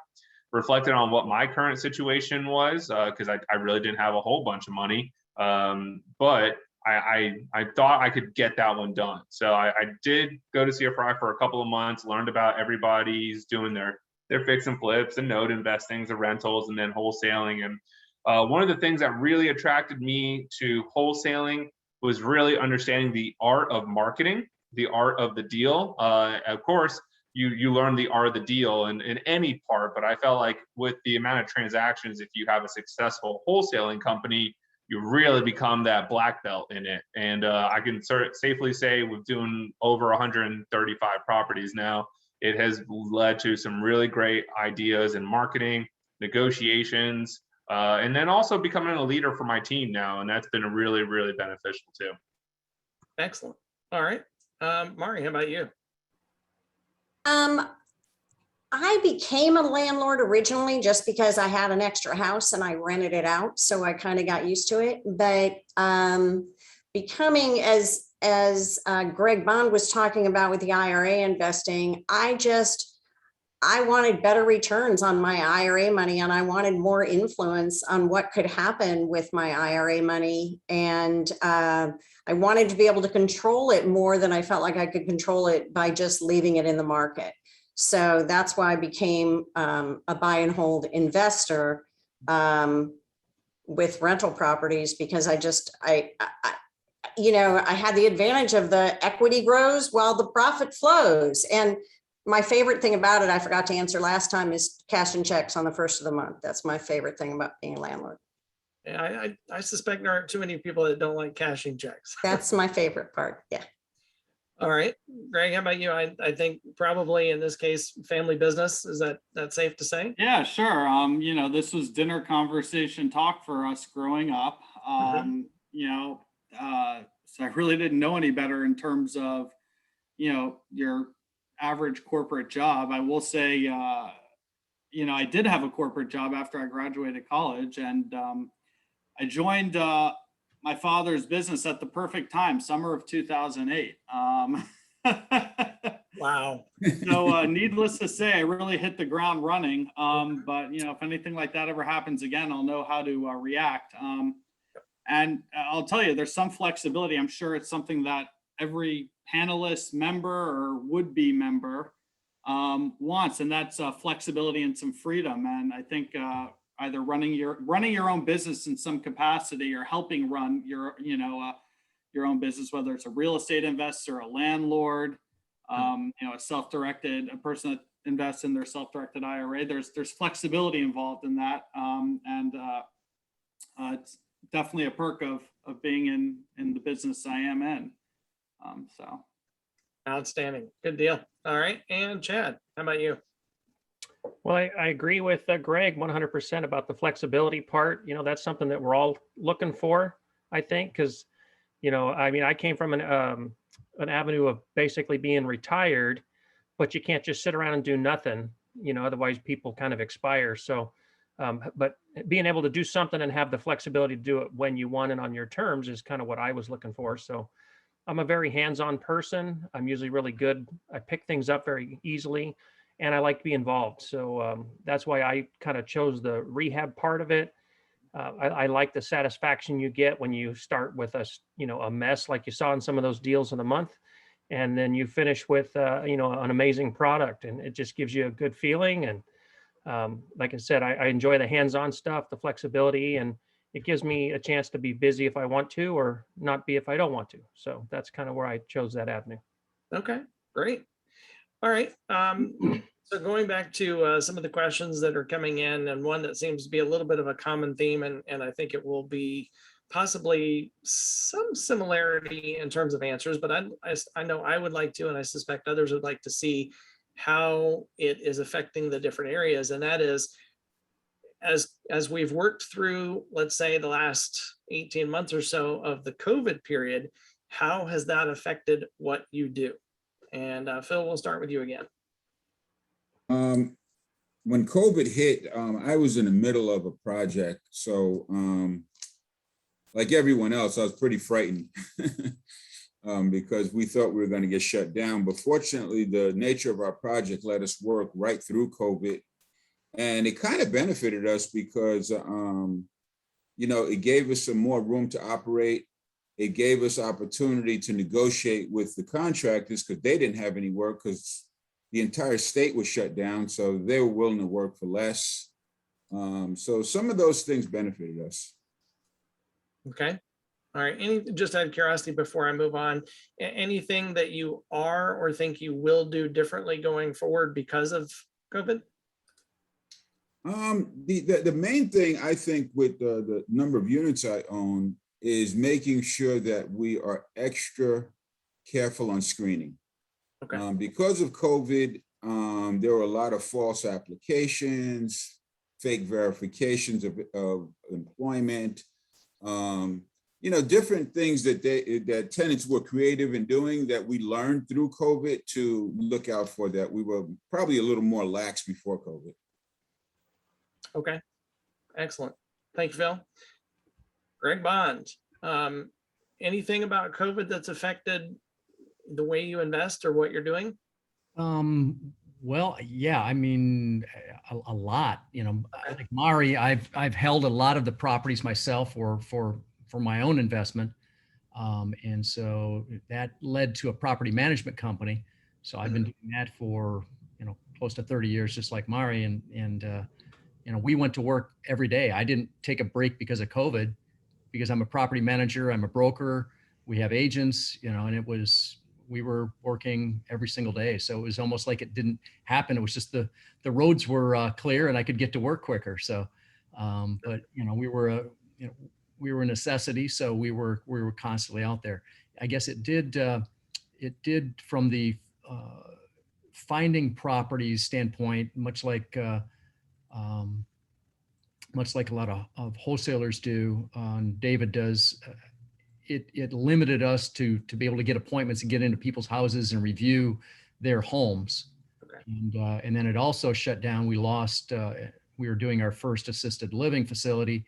And so our primary lender backed out in March of 2000 and said they were no longer going to finance our assisted living facility. So that really put us in a bind. So I guess from that standpoint, that's one of the biggest projects that I'm involved in right now. And that was a huge blow for us at that point. Okay. All right. Again, a good segue to David. And again, finding deals is so critical to everything that we're talking about. But if you do expect that you're going to go meet with folks, obviously, David, I know you've adapted. Tell us about that. Yeah, absolutely. It would be insane to say that you haven't adapted since March of 2020. You wouldn't be here on this panel if you hadn't. You'd honestly probably be going file for bankruptcy. So all these people here are people that understand what was going on, and there was no more better time to understand data than that time, because there was no data for about 2 months. Because everybody just was holding their breath, right?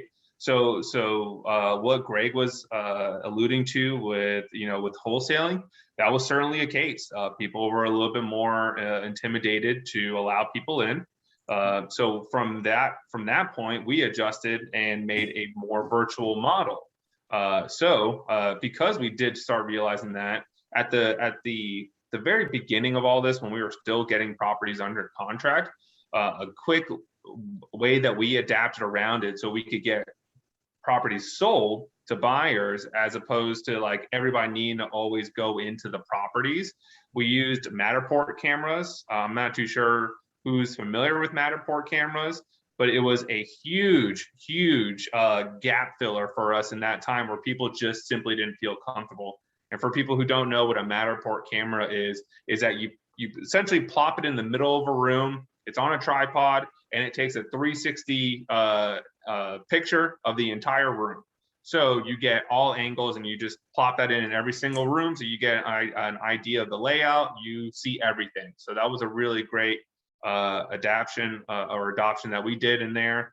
Like I said, we went from face-to-face. Not that we still don't do it, but we changed our model to more of a virtual model. And also, I'm sure everybody here also saw that there was a lot of litigation going on too, with mass texting, masked ringless voicemails, cold calling, and all that. So not only were we dealing with COVID, we were dealing with litigation. So there's been just a bevy, if you were in wholesaling in the last year and a half, of things that have just been happening to make sure that you keep your head on a swivel for sure.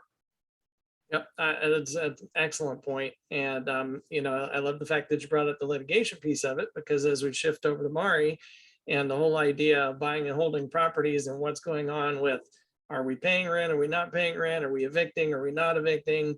You know, Mari, I'll just drop that right in your lap and let you continue.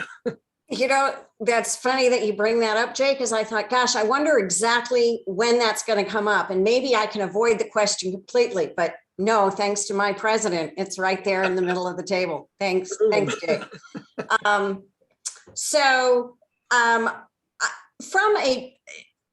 The way I want to answer the question initially is that the thing that surprised me about COVID was that I positioned myself as a landlord to be more of a resource to my tenants than I expected myself to be. And that was not my idea. That was the idea of actually Connie O'Hanlon. Like, there's a strong network within CFRI of landlords and property managers who, if you take the time to listen, will teach you a lot of stuff that you can learn the expensive way, which is with your own money, or you can learn with their money. And so I listened to those people, and they're provided, like my tenants at the beginning, with this whole stack of resources. Here's how you can go get money. Here's how you apply for money. Here's all the aids. Here's places to look for jobs. And they're sending me thank you notes. They're like making copies of this stuff I gave them. I've never sort of tried to be that kind. I'm like, just send me your check. Like, I've never really tried to be a resource for them. And it created such great communication with my tenants during this time that as people have changed and jobs have changed, it's really helped avoid the adversarial situation that has been created a lot by not just by COVID, because of people losing their jobs and not being able to pay their rent, but trying to encourage people to solve their own problem and pay their rent, rather than just be like, oh, my main problem is my number one expense, which is rent. No, that's not your main problem. Your main problem is you don't have a job. You know, so it's just kind of really led that. So as far as the moratorium, I'm just going to go with what, again, I've learned from talking to this community. People that are trying to pay their rent are paying their rent. People who have no intention of paying their rent have already been non-renewed. So most of the smart, active landlords that I know, this is not a crisis point for them, because they're just not at a place where they're still waiting for somebody who hasn't paid their rent for a year. On the other hand, you know, I just, as Dave Pupo was mentioning, the litigation, I don't think this is going to stand. I think it's not going to be extended, but I just don't. But you know, we'll sort of see how it goes down. But there's a lot of, I guess, you don't really, if you can avoid going to court, go to court. If you've got somebody who's not going to pay, they're not going to pay.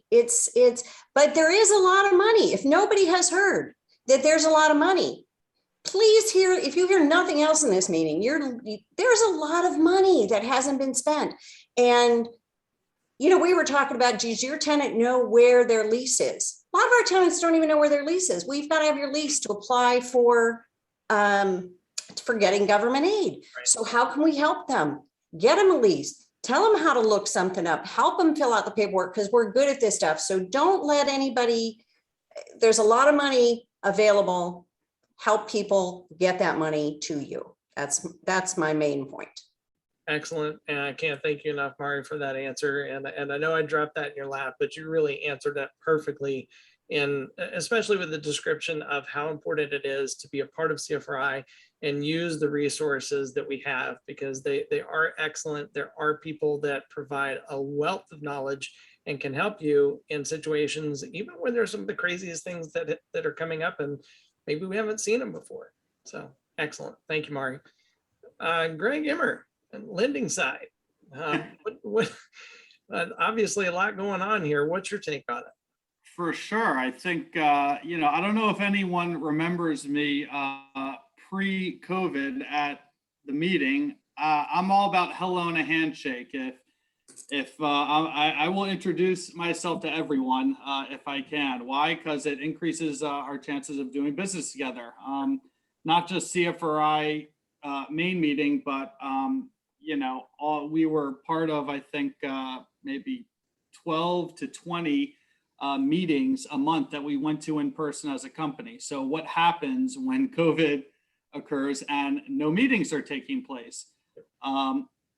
I'd say a predominant amount of our deal flow came from the leads that we generated from the CFRIs. And we were going up, like I said, the number of meetings that we were going to. So at that point, it was about where are we going to find our deals? And we are predominantly in the Southeast and of the US. And I alluded to now that we're in 46 states. I know that Dave had mentioned, I don't know if this was because of COVID, but he's now in a couple additional states beyond Florida. So, I think everyone maybe should think about this and expanding the territories that you operate in, because if we couldn't get deal flow from places where we were meeting people, where are we going to find those? We started marketing ourselves out to 46 states. We found markets where we could lend in. We found niches that we weren't lending in before that we were now lending in. For instance, smaller loans. A lot of lenders do not do smaller loans, like less than 100,000. We found that to be a huge market for us, and we're continuing to do that. It was really just a matter of expanding where we were going after potential clients. We redid our website markedly over the last year and a half to now we include marketing and an SEO company to get us more traction in the states where maybe we could use it. And that lends itself to, as Dave was mentioning again, the data. The data doesn't lie. And if we can cross-check what we're doing with where we're getting deals, it helps us expand upon that and get more business. But definitely, it's all about deal hunting and expanding where and how we're finding our next deals. And I think you can say that not just for lending, but everyone involved in this business.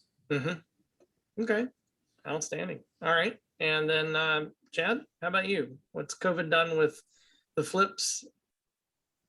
Well, I would say that initially that COVID probably didn't have a huge impact, at least not for my flips.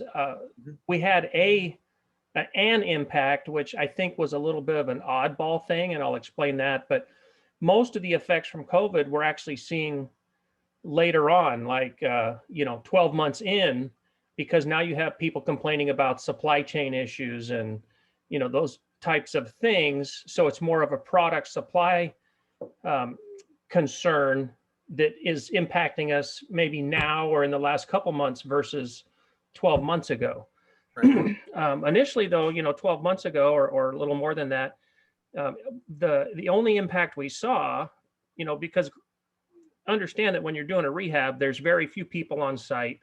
So there's very few people that are going to affect or infect, other people and whatnot. And so, you can have guys working on the roof and they're doing their thing while you're in the kitchen or doing a bathroom or something, so there's not as much of an effect there. But we did buy a property like 2 days before the shutdown. We bought a property through foreclosure, through the county auctions, went down and paid for it, did everything we were supposed to do.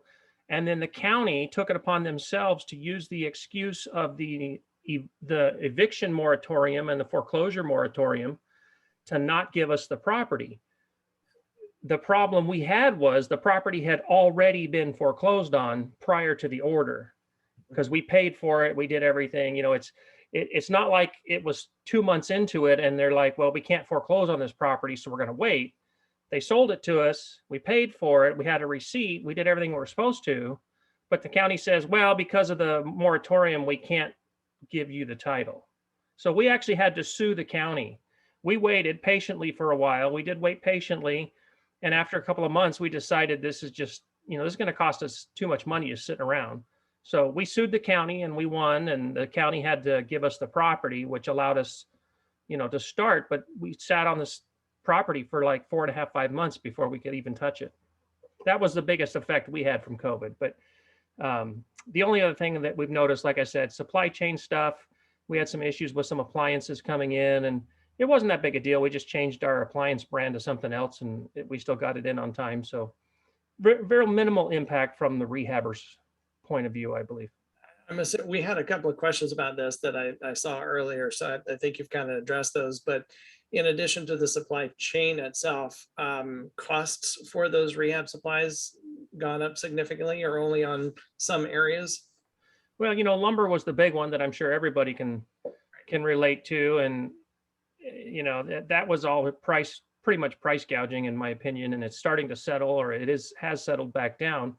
Mhm. Fortunately, for the projects we were doing, we had gotten past kind of that lumber point where we really didn't need much lumber when all that happened. So had we been at that point, yes, that price would have affected us obviously negatively, because how do you, when you're doing an estimate on rehab costs, how do you estimate in 100% increase in price per sheet of plywood or whatever? You can't do it. You're never going to even think that's going to happen. So Yeah. that kind of stuff can really bite you in the butt. But fortunately for us, it just worked out.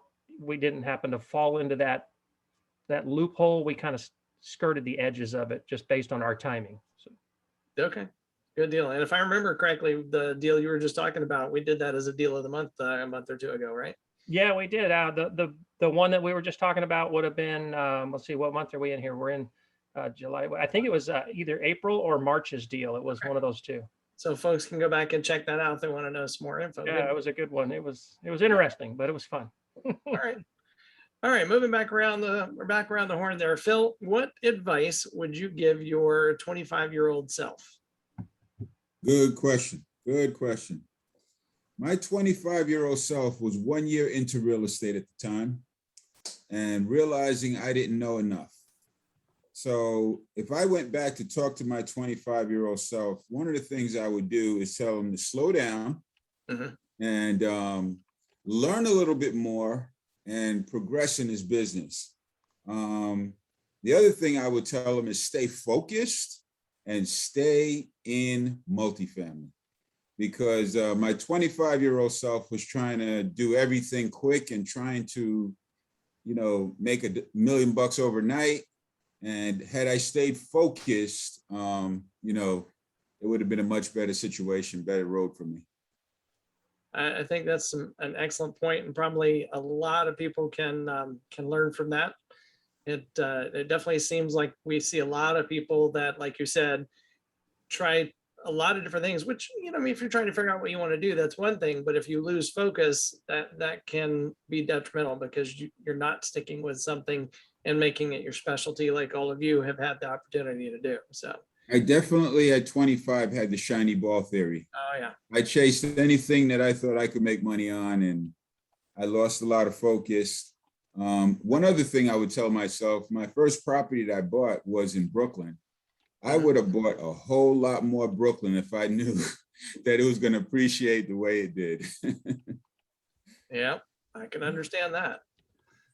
All right, Greg Bond, what would you say is the best self-directed retirement account that you could fund each year?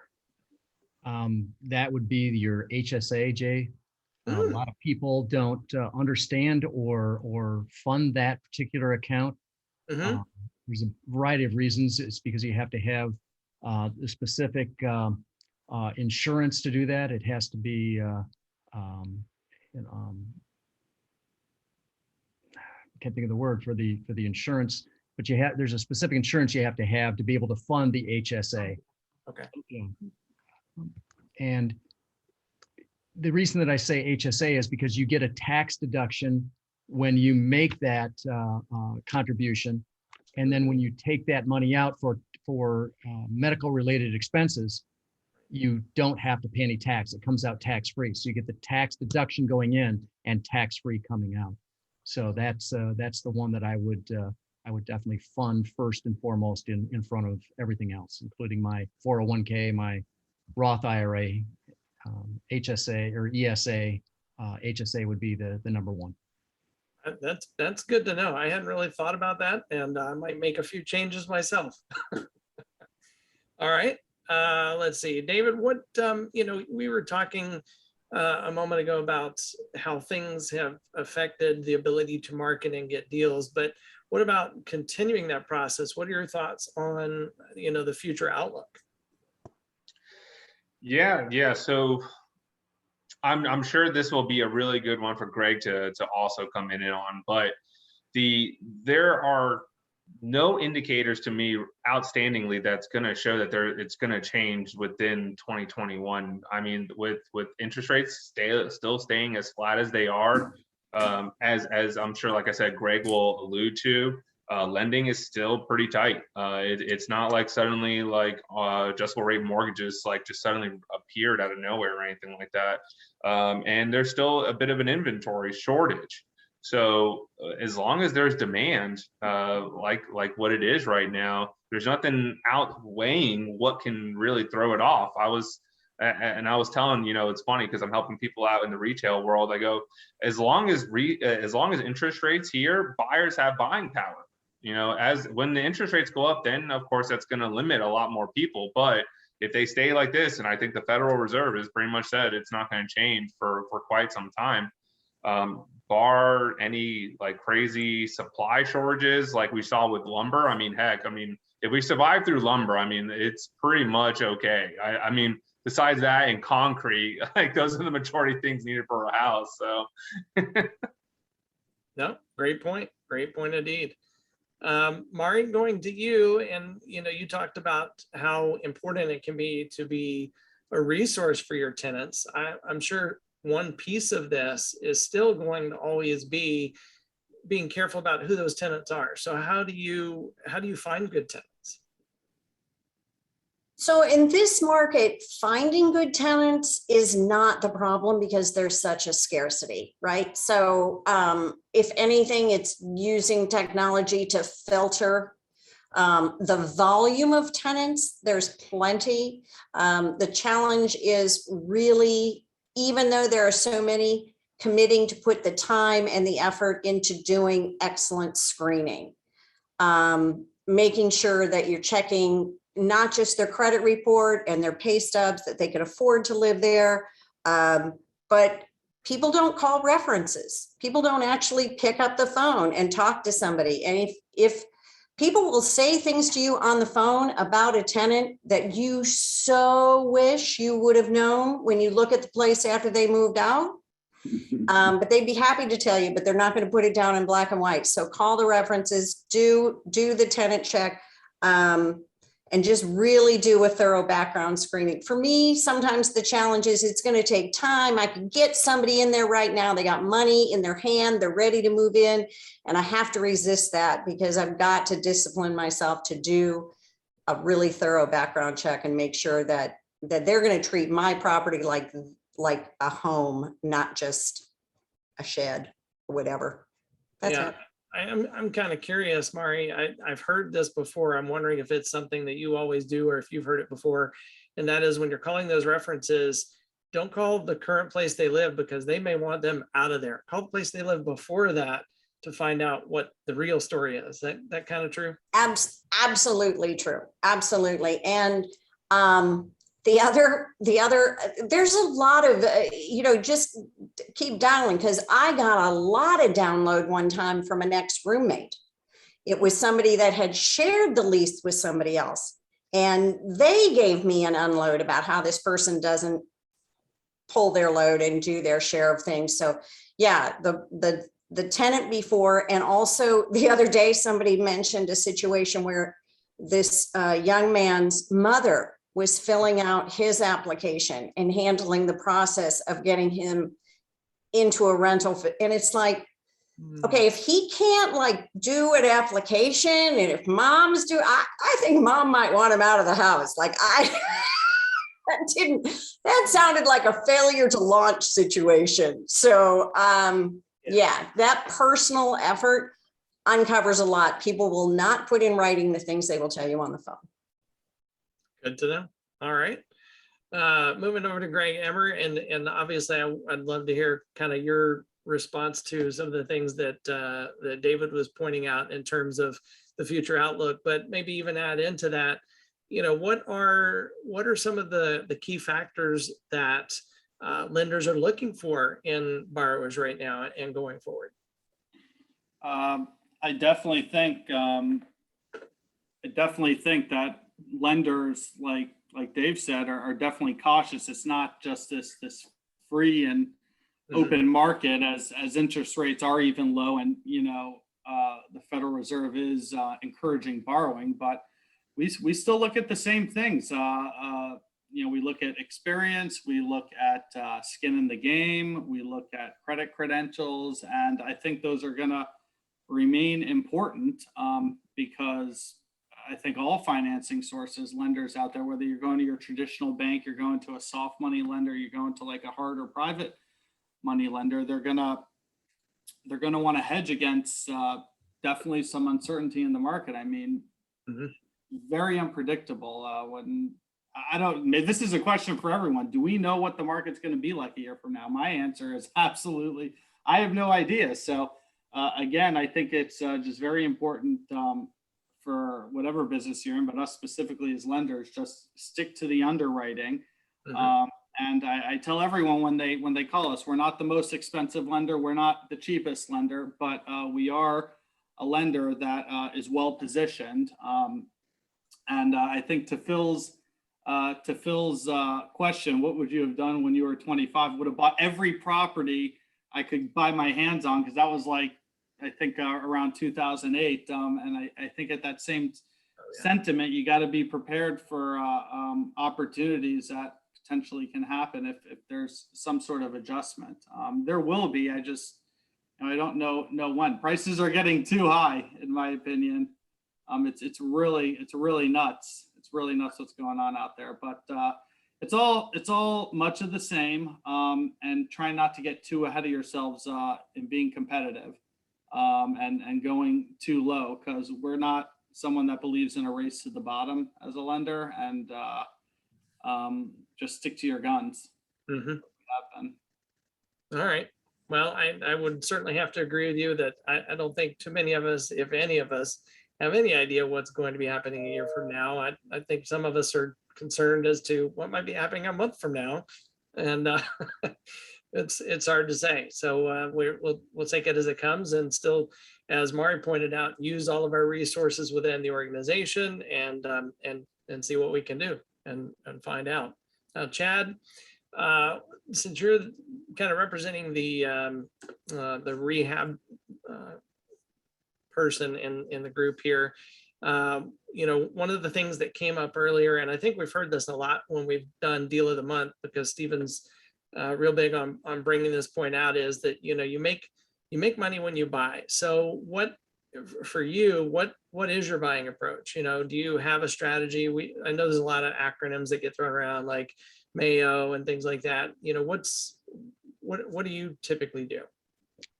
Well, of course, I learning from some of the best at CFRI over the years, I do use Mayo as my initial guideline to, find out where I'm going to start from.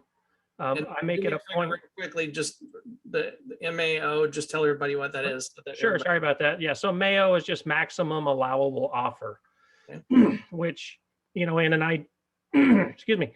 ideal world, you would just figure out a Mayo number and boom, that would be it, and you'd call it a day. But that's, every situation's a little different, so it's not going to work like that. It's got to be used as a tool like any other, and you use it as a guide, not a hard fast rule. But I make it a point to go see every property that I buy. I know and I'm sure David, as a wholesaler, probably doesn't see every property he buys, because that would be really difficult when you've done 135 properties, but he's in a different situation too, and so for what I'm doing, I'm investing differently in a situation. And so I see every property, and some properties can justify a little bit higher price than Mayo, and some can justify much lower price than Mayo, and as an example, one that I just recently did, I started at Mayo, and I wound up paying a little bit over, mainly because I was the only competitor. I had no competition, and I didn't want to give the person a reason to go look for my competition. And then secondly, I could see the market had just been so hot, and we kind of knew the direction it was going. So if I figured that if I'm at today's Mayo, in 2 weeks, that's different. And in a month from now, it's going to be different. So I knew it was still at least headed in the right direction. And, so I use it as a starting point. Most all of my properties that have done well have all been purchased close to Mayo. There's been once or twice, and when we've deviated, and one time we were like, glad we got through that one. It didn't have to write a check. So, so you get bit once or twice, and then you go, well, I think I'm going to go back to this formula, at least start from there. So I have been pretty faithful to using Mayo, and then whatever other contributing factors you find when you go out and look at the properties. Excellent. All right. Well, let's see here. Time-wise, we're getting pretty close. We still have tons of questions we can go through. So let's do two things. We're going to go around the room and kind of have a similar question for everybody. And then we'll come back around the room and make sure you give everybody your contact info so that if they want to find out more, because again, I know with some of the questions we've got in here, there were a few that were specific to Mari, a few specific to Greg Emmer, and so on. So I know folks are going to want to get more info. The question for everybody, we'll start with you, Phil, here is, what would you say is one of the main ways that CFRI has helped your business? I would say networking, because I've done deals with various members of the group, even did one recently. So networking is definitely the priority for me. And also all the classes that are available. Even though at the time that I got involved in CFRI, I had been an experienced investor. You can always, and I mean always, even to today, pick up a nugget here or there that is so valuable you don't even know. So that's how I would say. Great point. I got to be honest, when Greg Bond mentioned a minute ago, I do the HSA first, it hadn't even occurred to me. So definitely going to take that nugget and run with it. That's awesome. Yeah, because when you're involved in a group like this, you have so many different ideas from different people in ways that you didn't think of it, and a different way to look at it, or, just a different way to attack something. It's just great in that regard. All right. Greg Bond, what's one of the best ways CFRI has helped out your business? Much like David said, when I first got involved, I attended every class I could attend. Every Saturday I was at a class. I was either helping with the class, I was participating. I mean, it was really just the fire hose method. Just give it to me, give it to me. And I wanted to get, I was motivated to get my PHP as well. So that helped just to get all the different type of classes in. Yep. And then I think like Phil, some of those classes I've gone to 2 or 3 times, and I'm in a different place in my investing career. And so I hear something different. And, Phil, I totally agree. You get a little nugget every time, and that one little nugget can make a huge difference, Jay.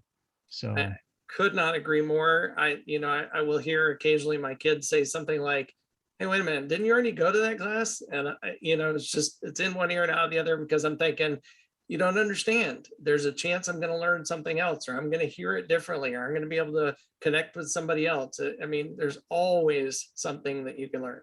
Unbelievable value there. When you look at what you pay for some of these classes, anywhere between $39 and $99, and you go, oh my gosh, to get that type of education someplace else, you're going to pay hundreds, thousands of dollars in some cases. And so it was, it's a great education. I would recommend to everybody listening that, they sign up for as many classes as they can and just start learning, because that's the whole key. All right. And David, how about you? One of the things I realized really quickly with CFRI is that I'm not alone in thinking I was the only person that thought about real estate like 24/7. That was a really big thought, because when I was first getting into CFRI, I was about, it's funny that you guys said 25. That's what the age I was when I started as well. So 25, I'm post college, still hanging out with my friends, are drinking a lot, but I'm always thinking about this stuff. I was always thinking about real estate. At my corporate job, still thinking about it when I was waking up, because I'm I'm a terrible sleeper. Thinking about that in the morning while I'm at the gym, even though that's my peace time, I'm thinking about the entire day of how it's affiliated with real estate. It's all consuming of my mind, and I love it. Everybody's going to probably hit on the same ones, but I mean, I can say it very simply. I've had members fund my deals. I've had members buy my deals. I've bought properties from members. I've gotten suggestions for vendors on deals that we've done.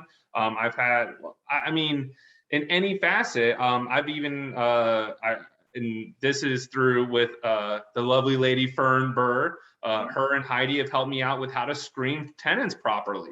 It's just, if you allow yourself to be open, and 25-year-old self, similar to what Phil said, don't get shiny object syndrome. But if you're allow yourself to be open to the amount of the information and the wisdom that you get from talking to some of these people, it's crazy. You could pay this for several lifetimes, and I still don't think I'd even be close to breaking even on the ROI that I've gotten. That is a great comment, and I would again wholeheartedly agree. And we're about halfway through the group, and I noticed time-wise we're getting close to the time. So tell you what, everybody that's on the panel, while we're going through this, do me a favor and make sure and put your contact information in the chat so that everybody can see it. We'll finish up going through the rounds here. Mari, how would you say is one of the best ways CFRI has helped your business? So I am an excellent Googler. In fact, I consider myself fluent in Googleese. I can track down information really, really well. What CFRI gives me is it exposes me, it tells me what I don't know. It answers the questions I don't even know I'm supposed to ask by doing all the things that people just mentioned. Your HSA example is great. Were you asking anyone what should be your number one priority for your, no, you weren't asking someone. You didn't know what you didn't know, but you sat and you listened and you learned something. It happens to me almost every single event I attend. Yep. Great comment. Thank you, Mari. And I love the Googleese point, as well as Google may be able to autocorrect just about anything, but it does not know what you don't know and still need to know. So when they get that good, we got to really watch out. Yes. All right, Greg, Emmer, how about you? I just think it really is about the sheer size of CFRI. You throw enough darts on the dartboard, stuff's going to happen. Out of all the meetings, I want everyone to know whether you're a part of it or not part of it and thinking of joining. Out of all the clubs, associations, whatever we've gone to, and there are upwards of probably 20 of them, CFRI is by far the biggest. It's a testament to how it's run. I mean, they really are, Buffy and the board, they really want to make sure that you're getting what you want. And for the vendors, it's business. For the members, it's education and it's business. And I think anyone that is not deriving that from this club, really, it's there. You just got to take it. And I think just the community that you get, there's like some cachet, I guess, that you get from a CFRI member. It's almost like a vetting process, if you will. If you're a lender from CFRI, you had to be approved by the board. If you're a vendor, or not a vendor, if you're a member of CFRI that refers someone, it's about going to the meeting, seeing everyone, putting a face to them, talking about non-business related things. And then when they refer you to someone, hey, someone needs a loan, or, I have this property, anyone that may want to buy it. It's almost like an indirect reference. Right. It's like a subconscious reference. And that's important because I don't know about anyone else. I want to know who I'm doing business with. And knowing that there's some connection to CFRI, it definitely helps. And there's an added layer of comfort and protection that I get. Certainly appreciate that, and certainly agree as well. All right, Chad, we'll let you finish this out here then. How's CFRI helped out what you do? Sure, all the good answers are gone now. I know. I felt bad about getting to you on that one. I'm thinking, wow, we've That's taken all all right. the good ones. You know, the two biggest ones really, and they've been mentioned, is the networking and education. You know, I got tired when I was trying to get the ball rolling initially years back. You know, if you did internet searches and whatnot, you could find plenty of people that, you know, come to our free seminar, or for $49, come to our free seminar, but all they're interested in doing is selling you something else. They don't actually tell you a single thing at those presentations. Right. They waste your afternoon. They give you a bottle of water or something, and they give you a couple of stickers and some other, you know, junk, but they want to sell you the $1,500 package that they can then sell you the $4,000 package or whatever it is. And with CFRI, you don't have that. With CFRI, you know, for $175 or whatever it is, it's like a one-stop shop. You can easily earn back your membership by using the perks through Home Depot and Office Depot and Office Max and all those places. And so it's like for free, you have access to all these resources. Some of the education, you know, you pay a couple of bucks here and there, but you're actually, you know, that you're going to get quality education that actually has content and not just a bunch of gibberish. So that was, for me, that was kind of the deciding factor that kept me on that track. And I'm really happy that I went with CFRI, and I've made some good deals with some of the other members and, you know, networked, and it's all worked out really well. Excellent. Thank you, Jan. And I think everybody did. Greg Emmer, I'm not sure if you did put your contact info in the chat. If not, maybe you can do that real quick. If anybody else maybe hadn't put theirs in there, please do, so that everybody has it. And let's see, Buffy, I know one of the other things I need to mention, and I don't know if you're going to put the slide back up real quickly, but I know you'll be switching gears over to the meeting after the meeting. Anything else that we want to mention before we switch gears? Nope, just go to, I'll put the link in again. It's a members only. If you're not a member, you still have an opportunity to join. And you need to go to the link that was emailed to you when you pre-registered for this particular event, which is the meeting after the general meeting, and click on that. And that's where you'll get your Zoom link. And it'll take me just a couple seconds to set up, and we'll transfer over there as soon as you're ready to close out the meeting. All right. Well, let me say, I cannot thank the board, and especially Greg Emmer as well, enough for participating and being a part of this and providing some great input. Hopefully what everybody got out of this is that, you know, again, not only do you have a board that actually does some things in real estate, it is leadership in action. And keep in mind that all of these folks that are on the board are also volunteers. You know, it's not like we're up here getting paid to tell you this stuff.